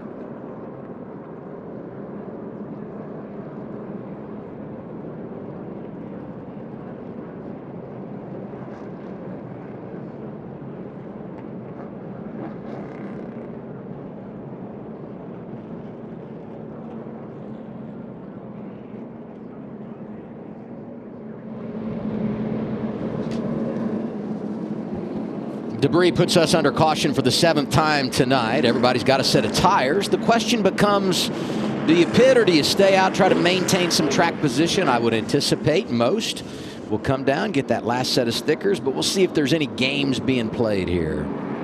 I think you're going to see most guys come. Yeah. You know, I mean, I know there's still coming to 78 to go, but everyone's got 50 laps on the tires, so I feel like you won't see many stay. And it's had a green flag field tonight, and everybody making pit stops, Josh. And let's start with the 18 of Sheldon Creed. He said it's the same issue he's been battling all night, just a little snug and trouble finishing the corner. They're going to try and make a small adjustment to see if they can help him out with that. As far as the 00 of Cole Custer, once again, just losing grip on the long run. He says he just can't be able to get what he needs. They're going to try and make a track bar adjustment and see if it finally helps him out. Regan. 81 of Chandler Smith is good. He doesn't want any changes, likes his car. And the 20 of your leader, Eric Almirola, fires off a little bit too loose for 7 to 10 laps, but then it comes in, told the team he thought they had to take tires right here. They do, and Eric Almirola able to win the race off pit road. Creed +1, good stop for Custer's team at +2. Chandler Smith going in the wrong direction, and Allgaier lost a spot again. How about Parker Kligerman saying, I'll roll the dice, going for $100,000, 48, stays on track. Restart when we return. Inside of 80 to go at Martinsville.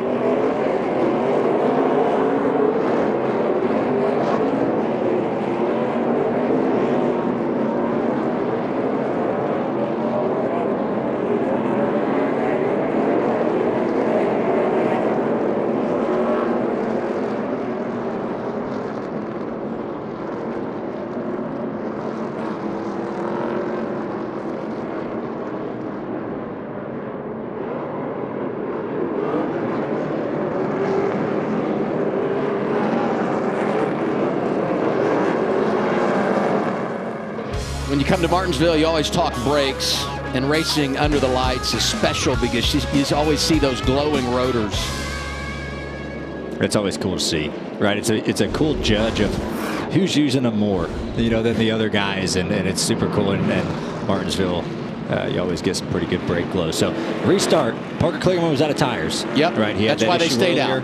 So he stayed out. He's got about 45 or so green flag lap on his stuff. Everyone else behind him on stickers. Sheldon Creed was second. or was third, picked behind the 48 instead of picking the top. So we'll be curious to see how he chooses to go about things behind the 48 with some older stuff. The first obstacle is going to be this launch inside the restart zone. Parker is the control car, but he's going to struggle compared to sticker tires, and it's going to stack the field up, no doubt. Coming off a 40 lap or so, green flag run, 73 to go now as we hit the green. Did a good job. That's about as good as you could ask for from Parker for that launch, but Eric's going to try and roll this top here and pinch him off and be able to get this lead on the back straightaway.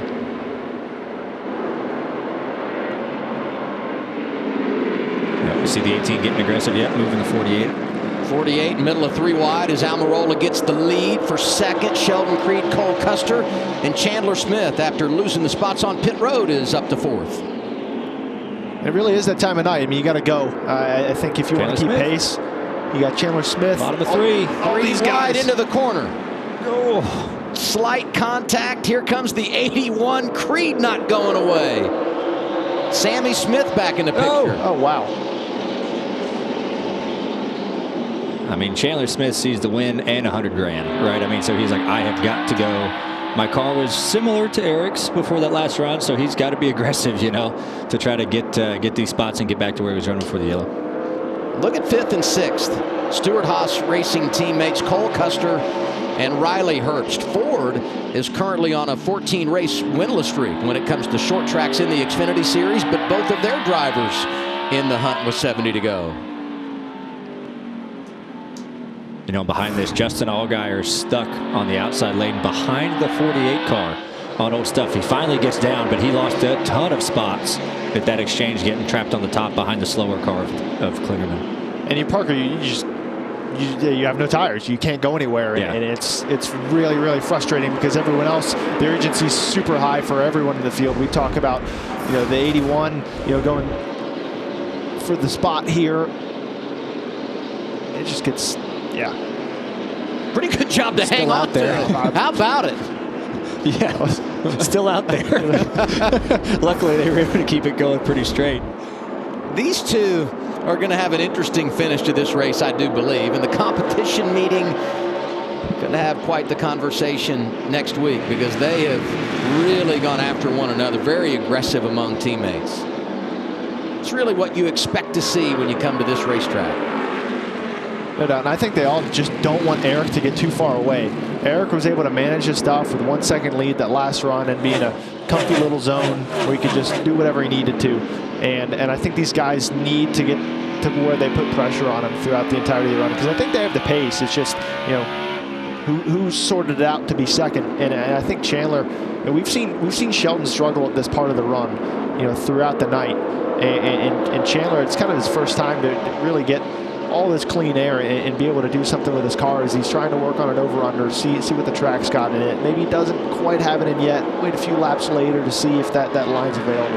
Yeah, and you know, every lap that Chandler's trying to pass the 18, he's using his stuff up, right? That wide entry, that turn down in the middle, you're grinding your right front tire, you're trying to get back to the gas harder because you have a straighter exit. You're really kind of spinning your tires. So the longer the 81 stays behind this 18, you see him, he's spinning the tires off of 2. So he's just using his stuff up more. Where Eric, he's just cruising out there. You know, Eric's managing the gap. Eric loves this right now. He's like, my biggest competitor is the 81. He's working hard to try to get by the 18. But Sheldon's doing a great job. I mean, he's doing an awesome job of not making any mistakes and trying to see where this run goes. You see the numbers there for Sheldon Creed. 8 times he's been a runner-up in his career, still searching for his first career victory. 2 of those coming right here at Martinsville. One of them, ironically enough, last fall when he was racing with his teammates at the front of the field late. Allgaier trying to muscle his way back to the front. The 19 is Taylor Gray. Yeah, Allgaier, he's trying to get to 10th, you know, so he just lost a ton of ground on that restart, just kind of getting caught in the slow lane, and he has his work cut out for him now. We saw the 7 be one of the fastest cars there early in the race. Has lost a little bit of track position, and now he really has to try to go here with 60 to go. And you're at a point now where there's no games to be played because you put that last set of tires on. Even if the caution comes out, you're going to have to get it done on a restart. You can't manufacture anything from this moment of the race on. Ryan Sieg, 12th right now, leaning on Taylor Gray, the young driver. Ryan Sieg's put together a really good run. You know, started 8th, ran 7th in stage 1, 10th in stage 2. He's fighting for 11th right now. They do a really good job at that race team, and Ryan's a good race car driver, and it's cool to see them guys run good. Almirola up front. If you remember last summer, he was driving a Sieg car, a collaboration with Sieg and Stewart Haas Racing when he won at Sonoma. So we know that team. They do bring some good stuff. Behind him, another underdog group, Our Motorsports, Anthony Alfredo driving the 5.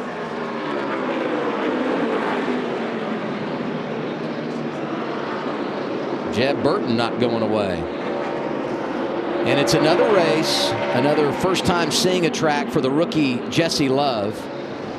And another evening where you feel like he's running better late in the race than he has throughout the balance of the night. He just seems to get better and better as these races go on. It speaks to his talent, his ability to learn. 10th right now, and if he finishes in the top 10, it would be his 4th consecutive race inside the top 10.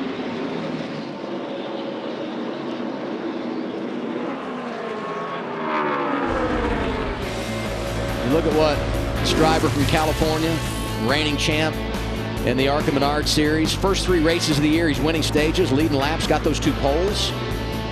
But in the last 3 races, he's been really impressive. And what stands out to me, not just the top 10s, I said he's going for 4 in a row here tonight, but that average finish of 4.3. And you know the other thing he's doing? He's creating grace. He's got a good spot in points. You see he's 4th. It's so much easier to play with the lead than it is to come from behind as a young driver. And he's taken advantage of all of his opportunities. 55 laps to go. Almirola is leading, the veteran. It's the rookie, Jesse Love, in 10th. Virginia is for lovers. And boy, just as we were going to do the Power of Love music going to break, we get a caution. It's our 8th of the night. Garrett Smithley. Yep, Garrett Smithley in the 6th.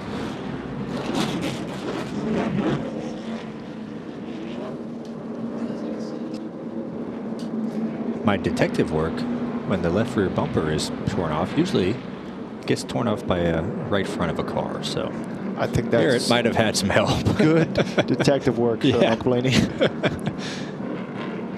Smithley was 29th and on the lead lap. Let's go to the driver right now in 7th, Sam Mayer. Remember when they stayed out and ran it to the end of stage 2? You know what that means? Got another set of tires. They have a set of tires. Oof, I don't. For the same reason why they stayed out on old tires, to get away from all the mess. I think we struck a nerve here, I would not want to bury myself at the end of the race in the beehive with 53 to go. You know, I mean, he's going to go back to 28th if he pits, right? Granted, if no one else pits with him. I mean, we'll see what he does, but you're going to go to 28th. It's going to be 48 laps to go by the time we get back going green. That's a long time. You know, you're losing a lot of ground. So we'll see. All right, they're gonna stay out here and just see what they can do from 7th. I wasn't suggesting that they do it. I was just presenting the information, Austin. I wasn't even going to let you Stop suggest yelling it. at me. I wasn't even okay? going to let you suggest it. Be nice. 53 laps to go. We're under caution. Now let's get your song in. Power of Love.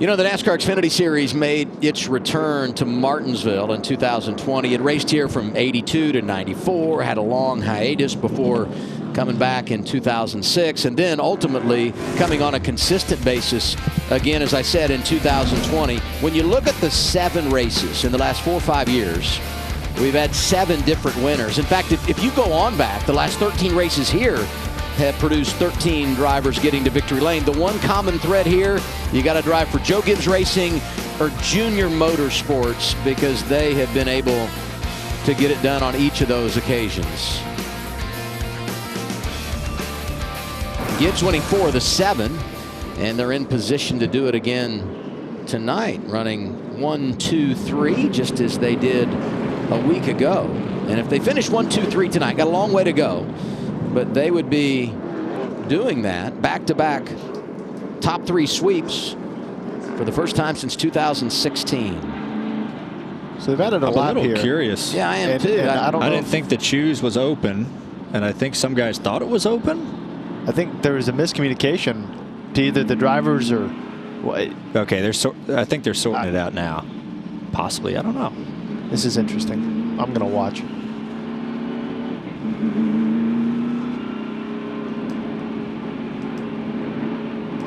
So the one to go was not transmitted to all the teams. They're going to reset, and then we'll do the choose. Sammy Smith thought that they all chose. Right, yeah. And he's like, thank you. I will take the front row. He's like, are you kidding me?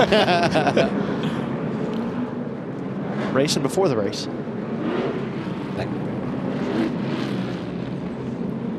Should be an interesting choose there. I think we've seen Sheldon be pretty aggressive on taking front row every time. I don't expect that to change. Now we get to choose. Oh, proving me wrong. All right. Chandler Smith loves that. Man. Yes, absolutely. You know, he's been trying to pass the 18 the whole run. He's like, yes, I will take the front row. This is the first taste of a lead that Chandler's had all day, and I think we'll see what he does to take advantage of it. Sammy Smith thought he got a gift to move up to the front row. Chandler Smith does get the gift to start on the front row next to his teammate Eric Almirola. Watch Custer in the 00 row 2. And Mayer, I mean, boy, they've kind of been all over the board tonight, but he's back up there in row 3 next to his teammate Sammy Smith. Now, restarts on 30-lap old tires, you know, usually gets pretty interesting. The top is a little bit more competitive when you have laps on tires, so we'll see what Chandler can do. 46 laps to go at Martinsville. Teammates front row, Almirola, Chandler Smith. A really good launch in the outside lane by Chandler Smith. Should have given him the best shot possible here on the outside to make this work.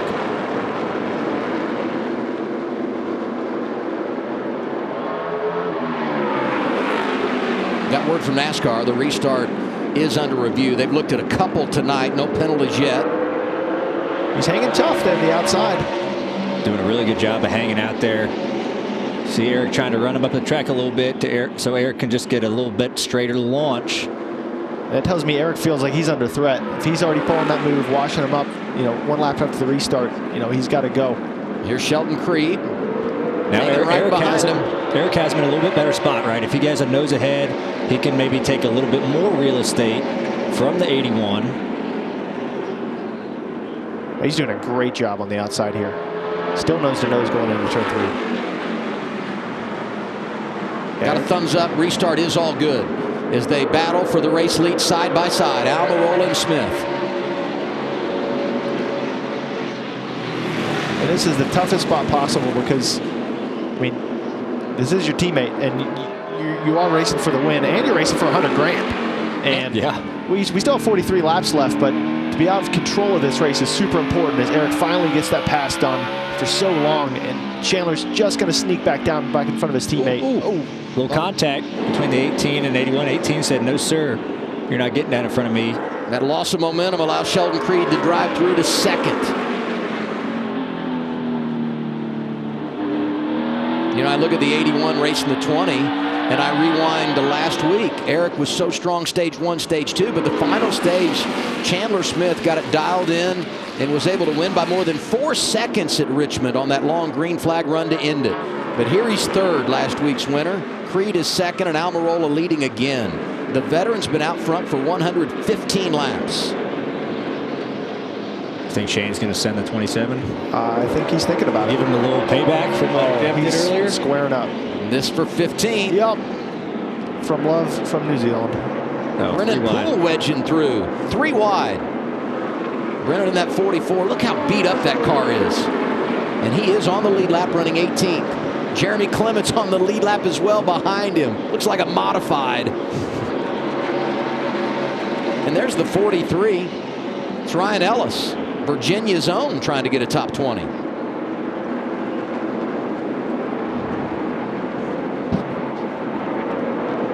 Parker Kligerman in the 48. They came down pit road on that last caution, put on some scuffs. We mentioned earlier they were out of tires, just trying to make something happen. 21st right now.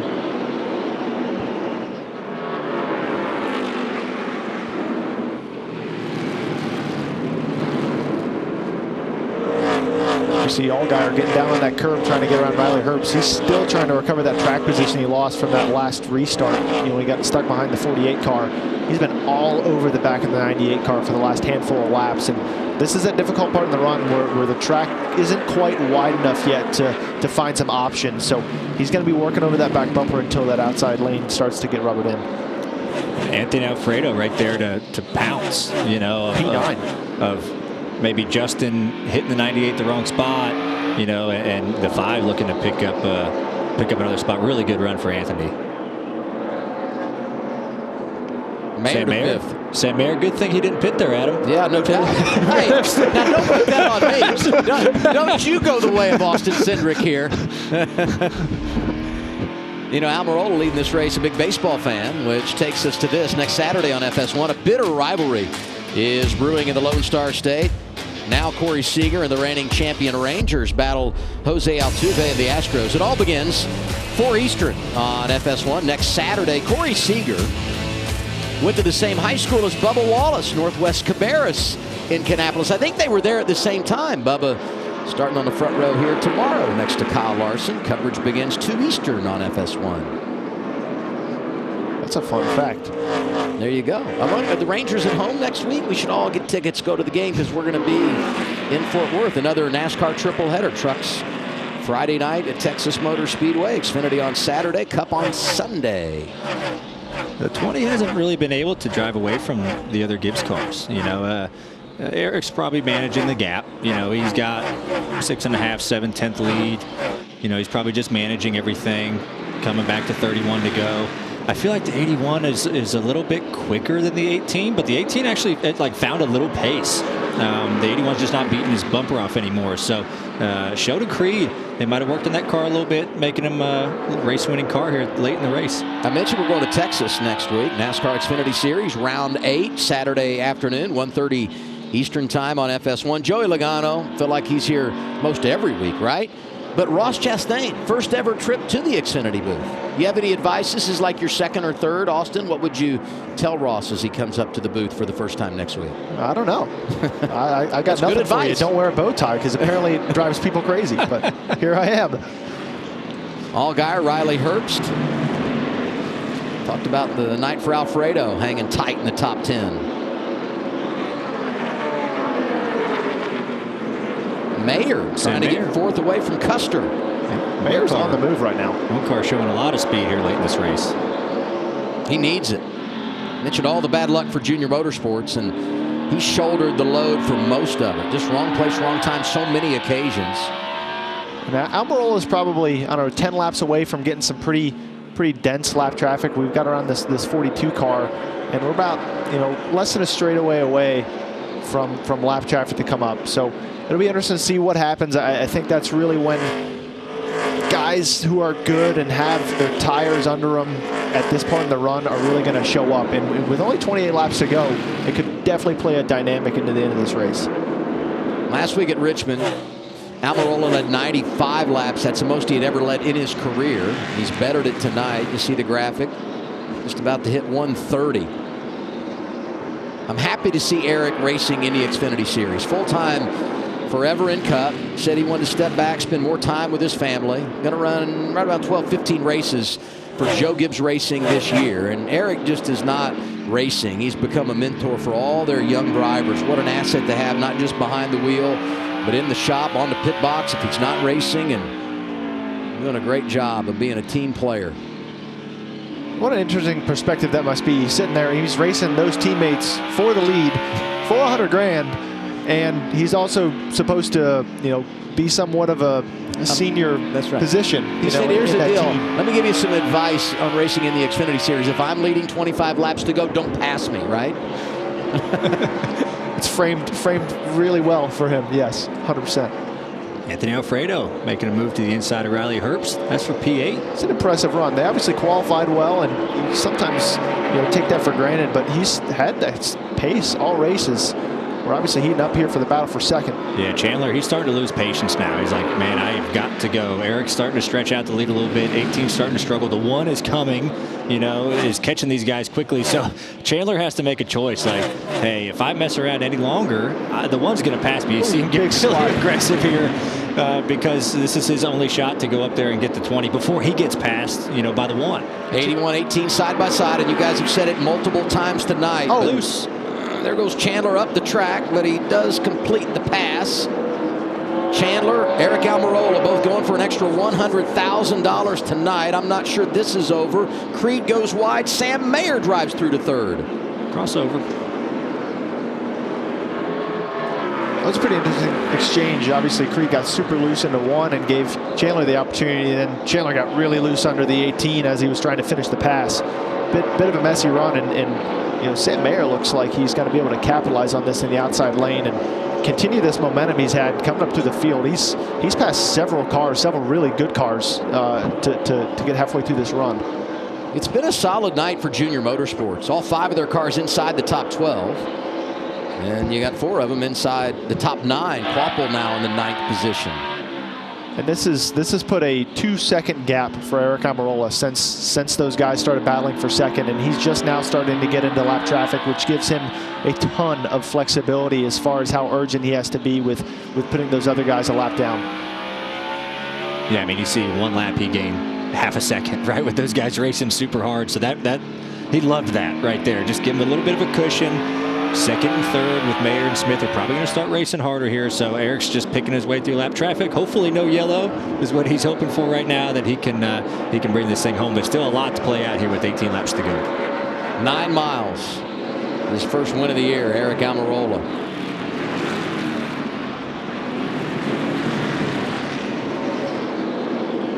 Can't say enough about the effort for Carson Quapple.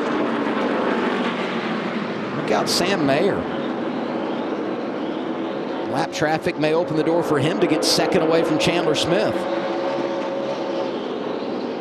I don't know if Sam has enough to go just run down the leader straight up, but if we do have a caution, I bet you he feels really happy about his car. Sounds like Regan's got an update on Sam. Well, Austin, you see Sam having that good run right now. Obviously, he got shuffled out early on in the race, lost a little bit of the handling. We got yellow on the track. How about that? 9th yellow of the night. It comes with 16 laps to go. It's for Ryan Sieg in the 39. That's too bad. Man, he was having such a good night. Well, now this changes the game.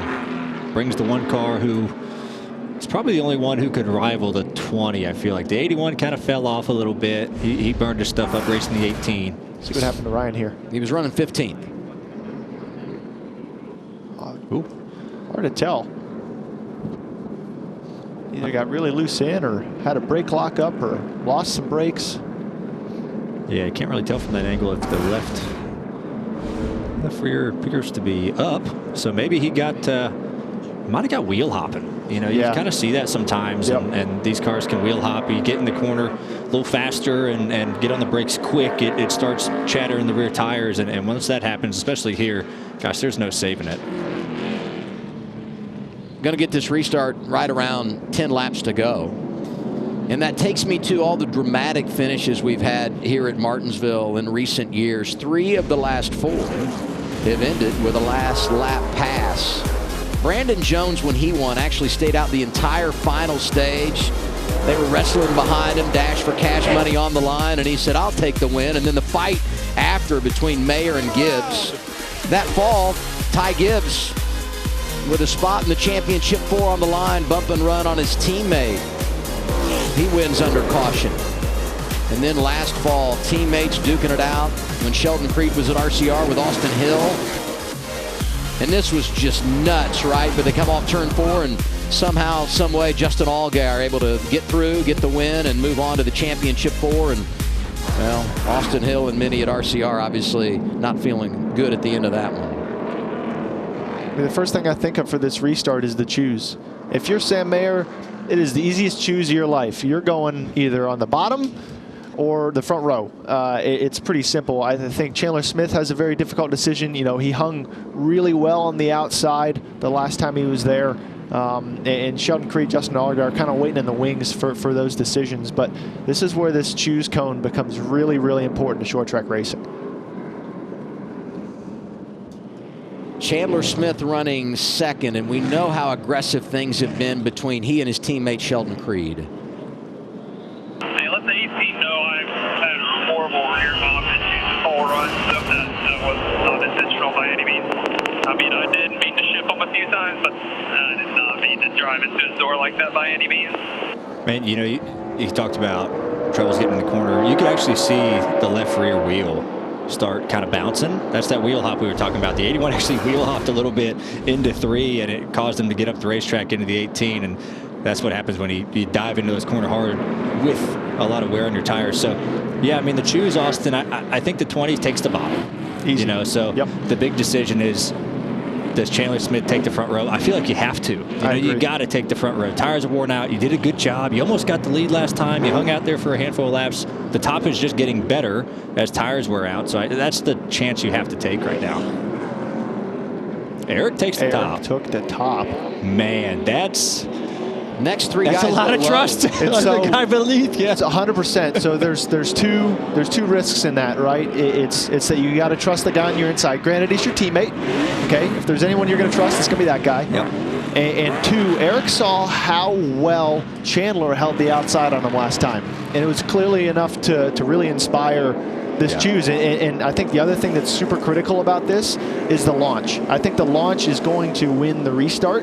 It's at least going to put you in position to win the restart before anything else. And with tires this old, as you see Chandler warming them up, I think Eric might think he gets better drive in the outside lane as well. Yeah, it's a tough spot if you're Eric, right? You're like, okay, I think the top might be better to choose, but you put a lot of faith in the guy below you and the guy in third, right? The guy in third can just ship the guy underneath you and take you out. So, yeah, the launch, I think, is huge. Finished 1-2 last week. Front row for the restart. 11 to go. Chandler Smith, Eric Almirola. Both guys spinning their tires. Be pretty even off of turn 2. Eric's going to try to hold him tight. That's 2 restarts in a row. Chandler's gotten a really good launch and is giving him a shot to lead as they're banging doors going into 3 and 4. Chandler Smith drives through down low and takes the top spot away from Eric Almirola. Sam Mayer to 3rd.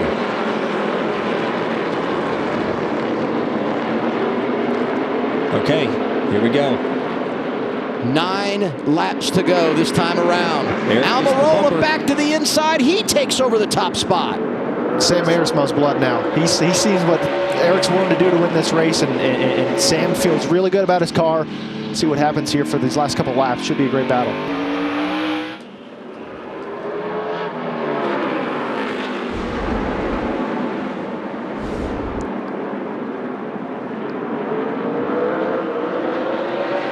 Bottom right, the exchange between Almirola and his teammate. 20 back on point. One car moving the 20 up the racetrack. There it is, Sam Mayer pushing, shoving inside of Eric Almirola. Going to be 7 laps to go, and they're side by side for the lead. Sam worked him up the track a little bit, gets his drive. Eric's still hanging on there, but I think Sam's got a good advantage here. Eric's going to try to fade high. Caution. Sam Mayer takes over the race lead, and we get a caution. Our 10th of the night. Huge damage. Jeremy Clements is there. Jeb Burton as well. Saw Myatt Snyder, Kyle Sieg. That's a shame for Jeb. Obviously, they had a really fast car tonight and got the points in both stages, and see what happened here to cause this.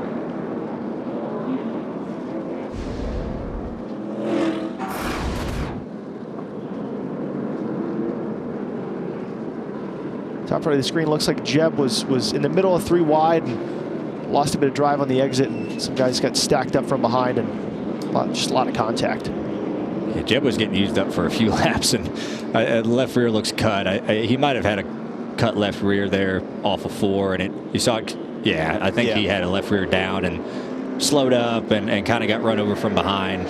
So just one of those things that just compound right on each other, and took a couple guys involved in that wreck. Poor Jeremy Clements has had a rough night. I think doesn't have any front end left to get torn off. No, he got tore up on the restart. It got tore up in that wreck, and unfortunate night for those guys, and unfortunate end for Jeb, who was stringing together a pretty good run. All those drivers outside the top 20 when they got collected. Saw Burton climbing out of his car. Matt DiBenedetto drives away. He has plenty of damage on the 38. Tell you what, we got Carson Quaffle in the top 5, Shane Van Gisbergen, P10. Those are some really good runs for guys that do not have a lot of laps here in these cars.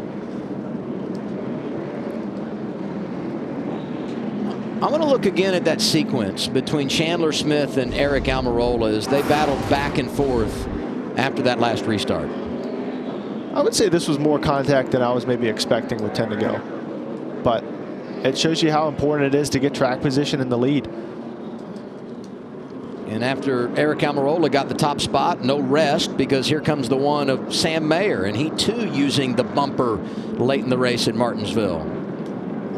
Yeah, I mean, that's just what it is at the end of these races. You get within a car length of a guy getting into the corner, and you're just going to get in there and let off the brakes a little bit sooner and just move that guy up out of the groove. I mean, it's just typical Martinsville stuff. And I mean, this stuff is just racing. All that stuff is just end of this race. People trying to get the lead. Obviously, this next restart is going to be big. And, gosh, I don't know what's going to happen. Sam Mayer's got a set of tires. You can have them. You can have them. We'll put them in your car and you can take them home with you. I had to bring it up. I had to bring it up. Yeah, those are the tires that Sam Mayer is not going to use. Hey, I know when Marty Lindley was playing out the strategy, we were all like, this is curious. But I think they've shown how good their car is and the fact that they could manage through it, and they've established themselves now and put themselves in a spot to go out and win the race. Here's Marty. Okay, bumpers are obviously open, right? Everyone has established that we are going to use our bumpers. Yes. If you're the one car, where do you pick, right? Because bottom. I think you got to pick the bottom, right? The 20 lost the lead on the top. The one is going to be able to choose the bottom, and then you kind of have free range, right, to kind of use up the racetrack. Use that guy on the outside of you up a little bit. And you just saw the top. It didn't really have a lot of grip and speed. So, yeah, I think the one's got to choose the bottom. And I think, Eric, you got to have a shot to win. I'm going to choose the front row, right? Or, hey, he just got moved by the one. Maybe I pick third behind you, and I'm going to repay the favor for you. It's just all those little decisions that drivers have to make right now is running through your brain of who do I owe? What's my best chance to win? Who do I trust and don't trust right now? You don't trust anybody right now. You're going to get expected to get the bumper, and it's going to be a crazy one. Ryan's over here playing devil and angel on both shoulders. Yes. Stir it up. I think at this point it's just two devils. I don't think there's any angels. But those are the voices in your head while you're sitting here under caution as a driver. You're trying to figure out what move can you justify, what makes sense for me, and I think yeah, Sam's definitely vulnerable, but I'd take the lead any day, and I think the bottom gives him at least some option of not getting completely removed from the battle for the lead for the rest of the race. The bottom's the safest place to be. Yes, for sure. Okay, he chose bottom, very top. Okay. Yeah. So Chandler Smith picking the bottom as well. It's the big opportunity for Carson Quaffle on the outside here, row 2. 7th race of the year, 4th time we've gone to overtime. You saw the rules in, 2-lap shootout. Once the leader comes around, takes the white flag under green, the next flag would end the race, whether it be the caution or the checkers. If we do get a caution flag before the leader gets the white, we'll reset and do it all again. Free racing in Martinsville tonight. And we've got Sheldon Creed, who is still trying to win that first race, line up there right behind the leader. I think great opportunity for all these guys in the top 4 to win this race. Almirola, Chandler Smith going for $100,000. Whoever finishes the best of those drivers will pick up the $100,000 in our Dash for Cash. Overtime at Martinsville, sponsored by Credit One Bank. Mayor Almirola, here we go. 18 giving the one a shot, getting in the corner. Moving him up, going to be 3 wide for the lead. Creed, 3 wide, Eric Almirola inside through. of Mayer. Chandler Smith making a move. Almirola gets the lead. Wow, what a sequence. Here's a white flag. Next flag will end it.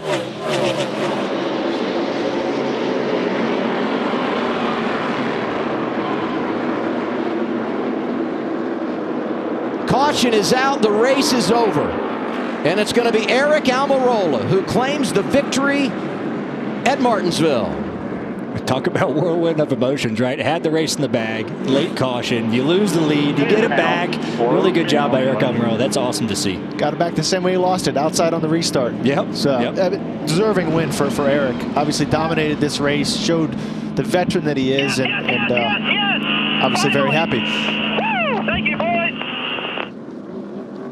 First time he's won on a short track in the top 3 series of NASCAR. His 5th career win in an Xfinity car, and the 2nd win this season for the 20 team. John Hunter Nemechek got him there at Las Vegas. Let's go back to that restart. So Sam Mayer's going to get a great launch here, going to have an advantage, but Sheldon Creed's just going to line up and use the bumper to try and give himself the best shot to win the race, make it bottom of 3, and gives Eric the momentum here on the top.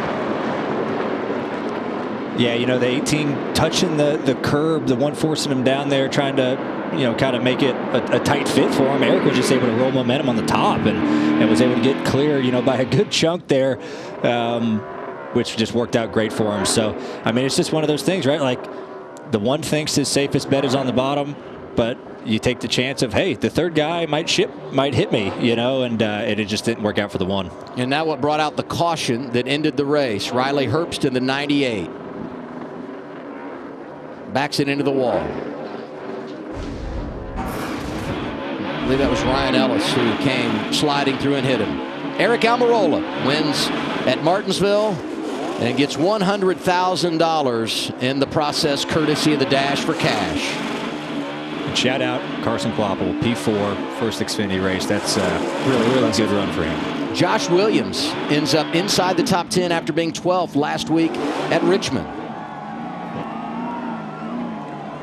Wasn't a 1-2-3 finish for Joe Gibbs Racing, but they put 2 cars in the top 3 tonight. Almirola the win. Chandler Smith was 3rd. Mayer gets 2nd. Solid evening for both Junior Motorsports and Joe Gibbs Racing.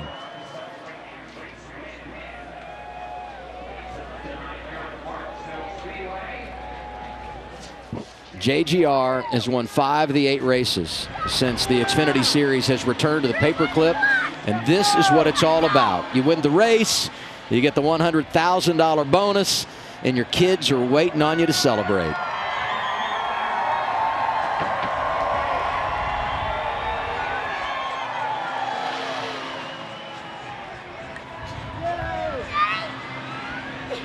Let's go!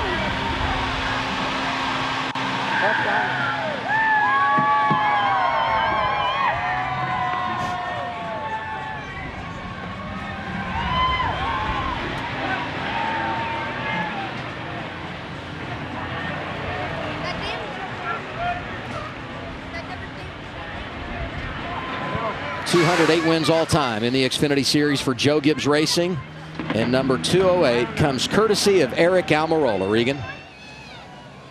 Well, a very excited Eric Almirola down here with his family. Kids are here, Eric. A wild one at the end. We saw contact with teammates. We saw 3 wide at the very end. Talk me through the end of that race. How did you end up on the front stretch here? Oh, man. First, I want to thank the good Lord. Man, this is so awesome. To win for Joe Gibbs Racing, I've had an asterisk next to a win for Coach for 17 years. And this is so awesome to finally put a real win banner up inside the shop at Joe Gibbs Racing. I want to say thank you to Toyota. Man, this GR Supra was fast. I'm supposed to say as fast as the Xfinity Internet, but man, I just want to thank everybody at Joe Gibbs Racing. Thank you, Coach, for calling me and giving me this opportunity to come and have some fun and still scratch the itch of racing, but still get to spend a lot of time with my family. I've had so much pressure to win. I mean, I think everybody expected me to just get in and go win. And the reality is it's really hard to jump in these cars and race against the guys that do it week in and week out. But just so thankful for all the people at He Gets Us, that whole ministry, for believing in me and asking me to do this. And it just feels really good. I've won a lot of races in my career through the late model ranks and stuff to get me that opportunity to go work for Coach. And then from there has been a lot of ups and downs and a lot of struggles over 20 years in NASCAR. And to cap off my career doing it the way I want to do it with Coach, with this whole organization at Joe Gibbs Racing, it feels amazing, and we're going to celebrate this one. Good news, you're going to celebrate with the extra $100,000 dash for cash. It just keeps coming. That's right. I totally forgot about that. So, yeah, I was just so focused on winning. I didn't really care about anything else. Chandler, I felt like, used me up pretty good. So when I got back to him, I was going to make sure he knew it. And then from there, the race was on. Mayer did a great job of getting to me and kind of moving me out of the way. And then on that restart, I knew it was going to be tough.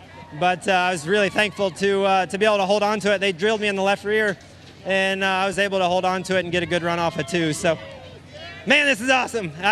It's crazy. It's an Xfinity win, but it feels just as good as any other win, man. It's so competitive. It really is. And there's a lot of pressure, like I said, to just get in and win. Everybody thinks you're just going to get into Joe Gibbs Racing cars and go win, and it's not that easy. But we did it here at Martinsville. And I talked to Blaney pre-race, and he brought up that memory of having to run second to him in the fall.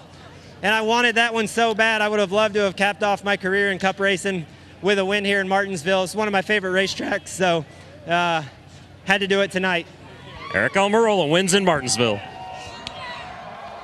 And Sam Mayer comes home second, and I saw you have a long conversation with Dale Jr. after this race one. I heard you say you really wanted that one. Anything else you could have done at that final restart? Yeah, I mean, the way this year's gone, I'm happy with the P2 at the end of the day. I mean, we finished the race. The car is pretty much in one piece. This 10X Chevrolet was really, really good today. But man, those restarts here are just ruthless and painful. I mean, obviously the 20 was really, really good today. It was good that I was able to keep up and be as fast as them and pass all those JGR cars there at the end and march up to the front for real. And that's the first time I've done that here. So super proud of these guys. We're digging ourselves out of a hole little by little, but at the end of the day, we needed a W, and got one, I feel like, stolen from me there a little bit. So tough deal, but we're going to move on to, I don't even know where we are next week. Probably a good track for me, so I ain't worried about it. We're going to go and try to haul the mail there. Appreciate it, Sam. So Almirola forgets about the $100,000 he won, and Sam Mayer doesn't even know where we're racing next week. Ironically enough, he will be going for the $100,000 in the Dash for Cash. Here are the eligible drivers: Chandler Smith, Justin Allgaier, Sheldon Creed. Almirola not racing next weekend. That's why he will not be going for a bonus in a second consecutive week. Back downstairs. Well, and Chandler Smith comes home in third place tonight. Chandler, you got yourself up to the lead, and then we saw the contact with teammates there towards the end. What took place from your perspective? I mean, we're racing for a grandfather clock. No harm, no foul there. I would have done the same. I mean, I did use the 20 up a little bit. Just needed a little bit more there at the very end to be able to hold them off. But really proud of everybody at Joe Gibbs Racing. They took this car right here that I decided to wad up in the fence last night, took it back home to the race shop, and worked till 2 o'clock in the morning, showed back up at 5, and had this thing as fast as Xfinity Internet today. So really proud of everybody on our Wheelers number 81 crew. And we got some really good notes, especially starting in the back for when we come back in the fall time. So everything happens for a reason. The good Lord blesses us in crazy ways, and ways that you possibly can't fathom sometimes. And tonight was one of those, and it's cool to see the outcome of it. Thanks, Chandler. Amazing start for Chandler Smith in his first year at Joe Gibbs Racing. 7 races, all top 10s. And he helped the average tonight, came in at 3.3. He was third tonight. Your thoughts overall on this evening's race? Yeah, I think Eric didn't forget the conversation you guys had at the beginning of the race. He might have forgot about the $100,000, but he was thinking about that win the whole time. And I think Eric was the deserving winner here tonight. But I think Sam Mayer obviously put himself in position, obviously was devastated in that interview, but has nothing to be upset about. I think he ran a great race. Yeah, awesome race tonight. You know, I mean, once we kind of got rolling there in the third stage, you really saw whose car came to shine. You know, the 20 was good all night. The 1 got really good at the end, and they were able to battle it out, you know, with the 18 as well, and the 81 who was up there all night. So cool for Eric. Really excited for him. I'm happy. I didn't make anyone cry anymore. So, no, that's awesome. He deserved that win. He raced his tail off, and what a way to get a grandfather clock and share it with his kids and family. Shout out to Carson Quapple, top 5, third consecutive week a driver making his debut, and they finished inside the top 10. First time that's ever happened, 3 straight weeks. Let's look to tomorrow. 400 laps, and, of course, last time we were here, Ryan, you got the victory. Yeah, I mean, just, it's kind of hard to compare tonight to tomorrow. You know, it was full dark out tonight, and the track did take some rubber, though, and I thought in our practice it laid down some pretty good rubber, too. So I'll for sure see us really moving around the track tomorrow night, taking what it gives us. You know, have to adjust your car all night. 100 laps shorter than what we're just here, so you have to really try to figure it out early in the race. So race day tomorrow, 2 o'clock Eastern time. We're racing at 3. All of that on FS1. NHRA is coming up next. It's Pomona Finals, but they're doing that in Phoenix because the finals rained out last time out at Pomona. It's been a fun evening here in Martinsville, Virginia. Eric Almirola enjoying himself as he gets his first win of the year. He gets that grandfather clock, and it's his first victory driving for the coach at Joe Gibbs Racing. We appreciate you watching. For Josh Sims, Regan Smith on the pit lane, Ryan Blaney and Austin Cindric in the booth, I'm Adam Alexander saying good night from Martinsville. We'll see you tomorrow. And congratulations, Eric Almirola.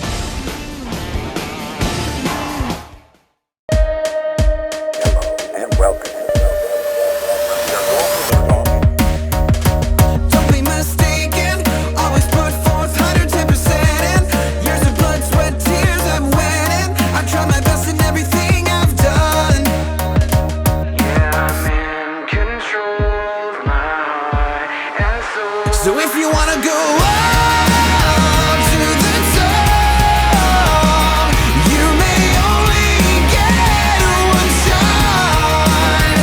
And if there's no shot at the top, always give everything you've got. This copyrighted telecast may not be reproduced, retransmitted, or used in any form without the authorized written consent of NASCAR Broadcasting. NASCAR would like to thank all of our fans for your support, and we hope you enjoyed today's broadcast.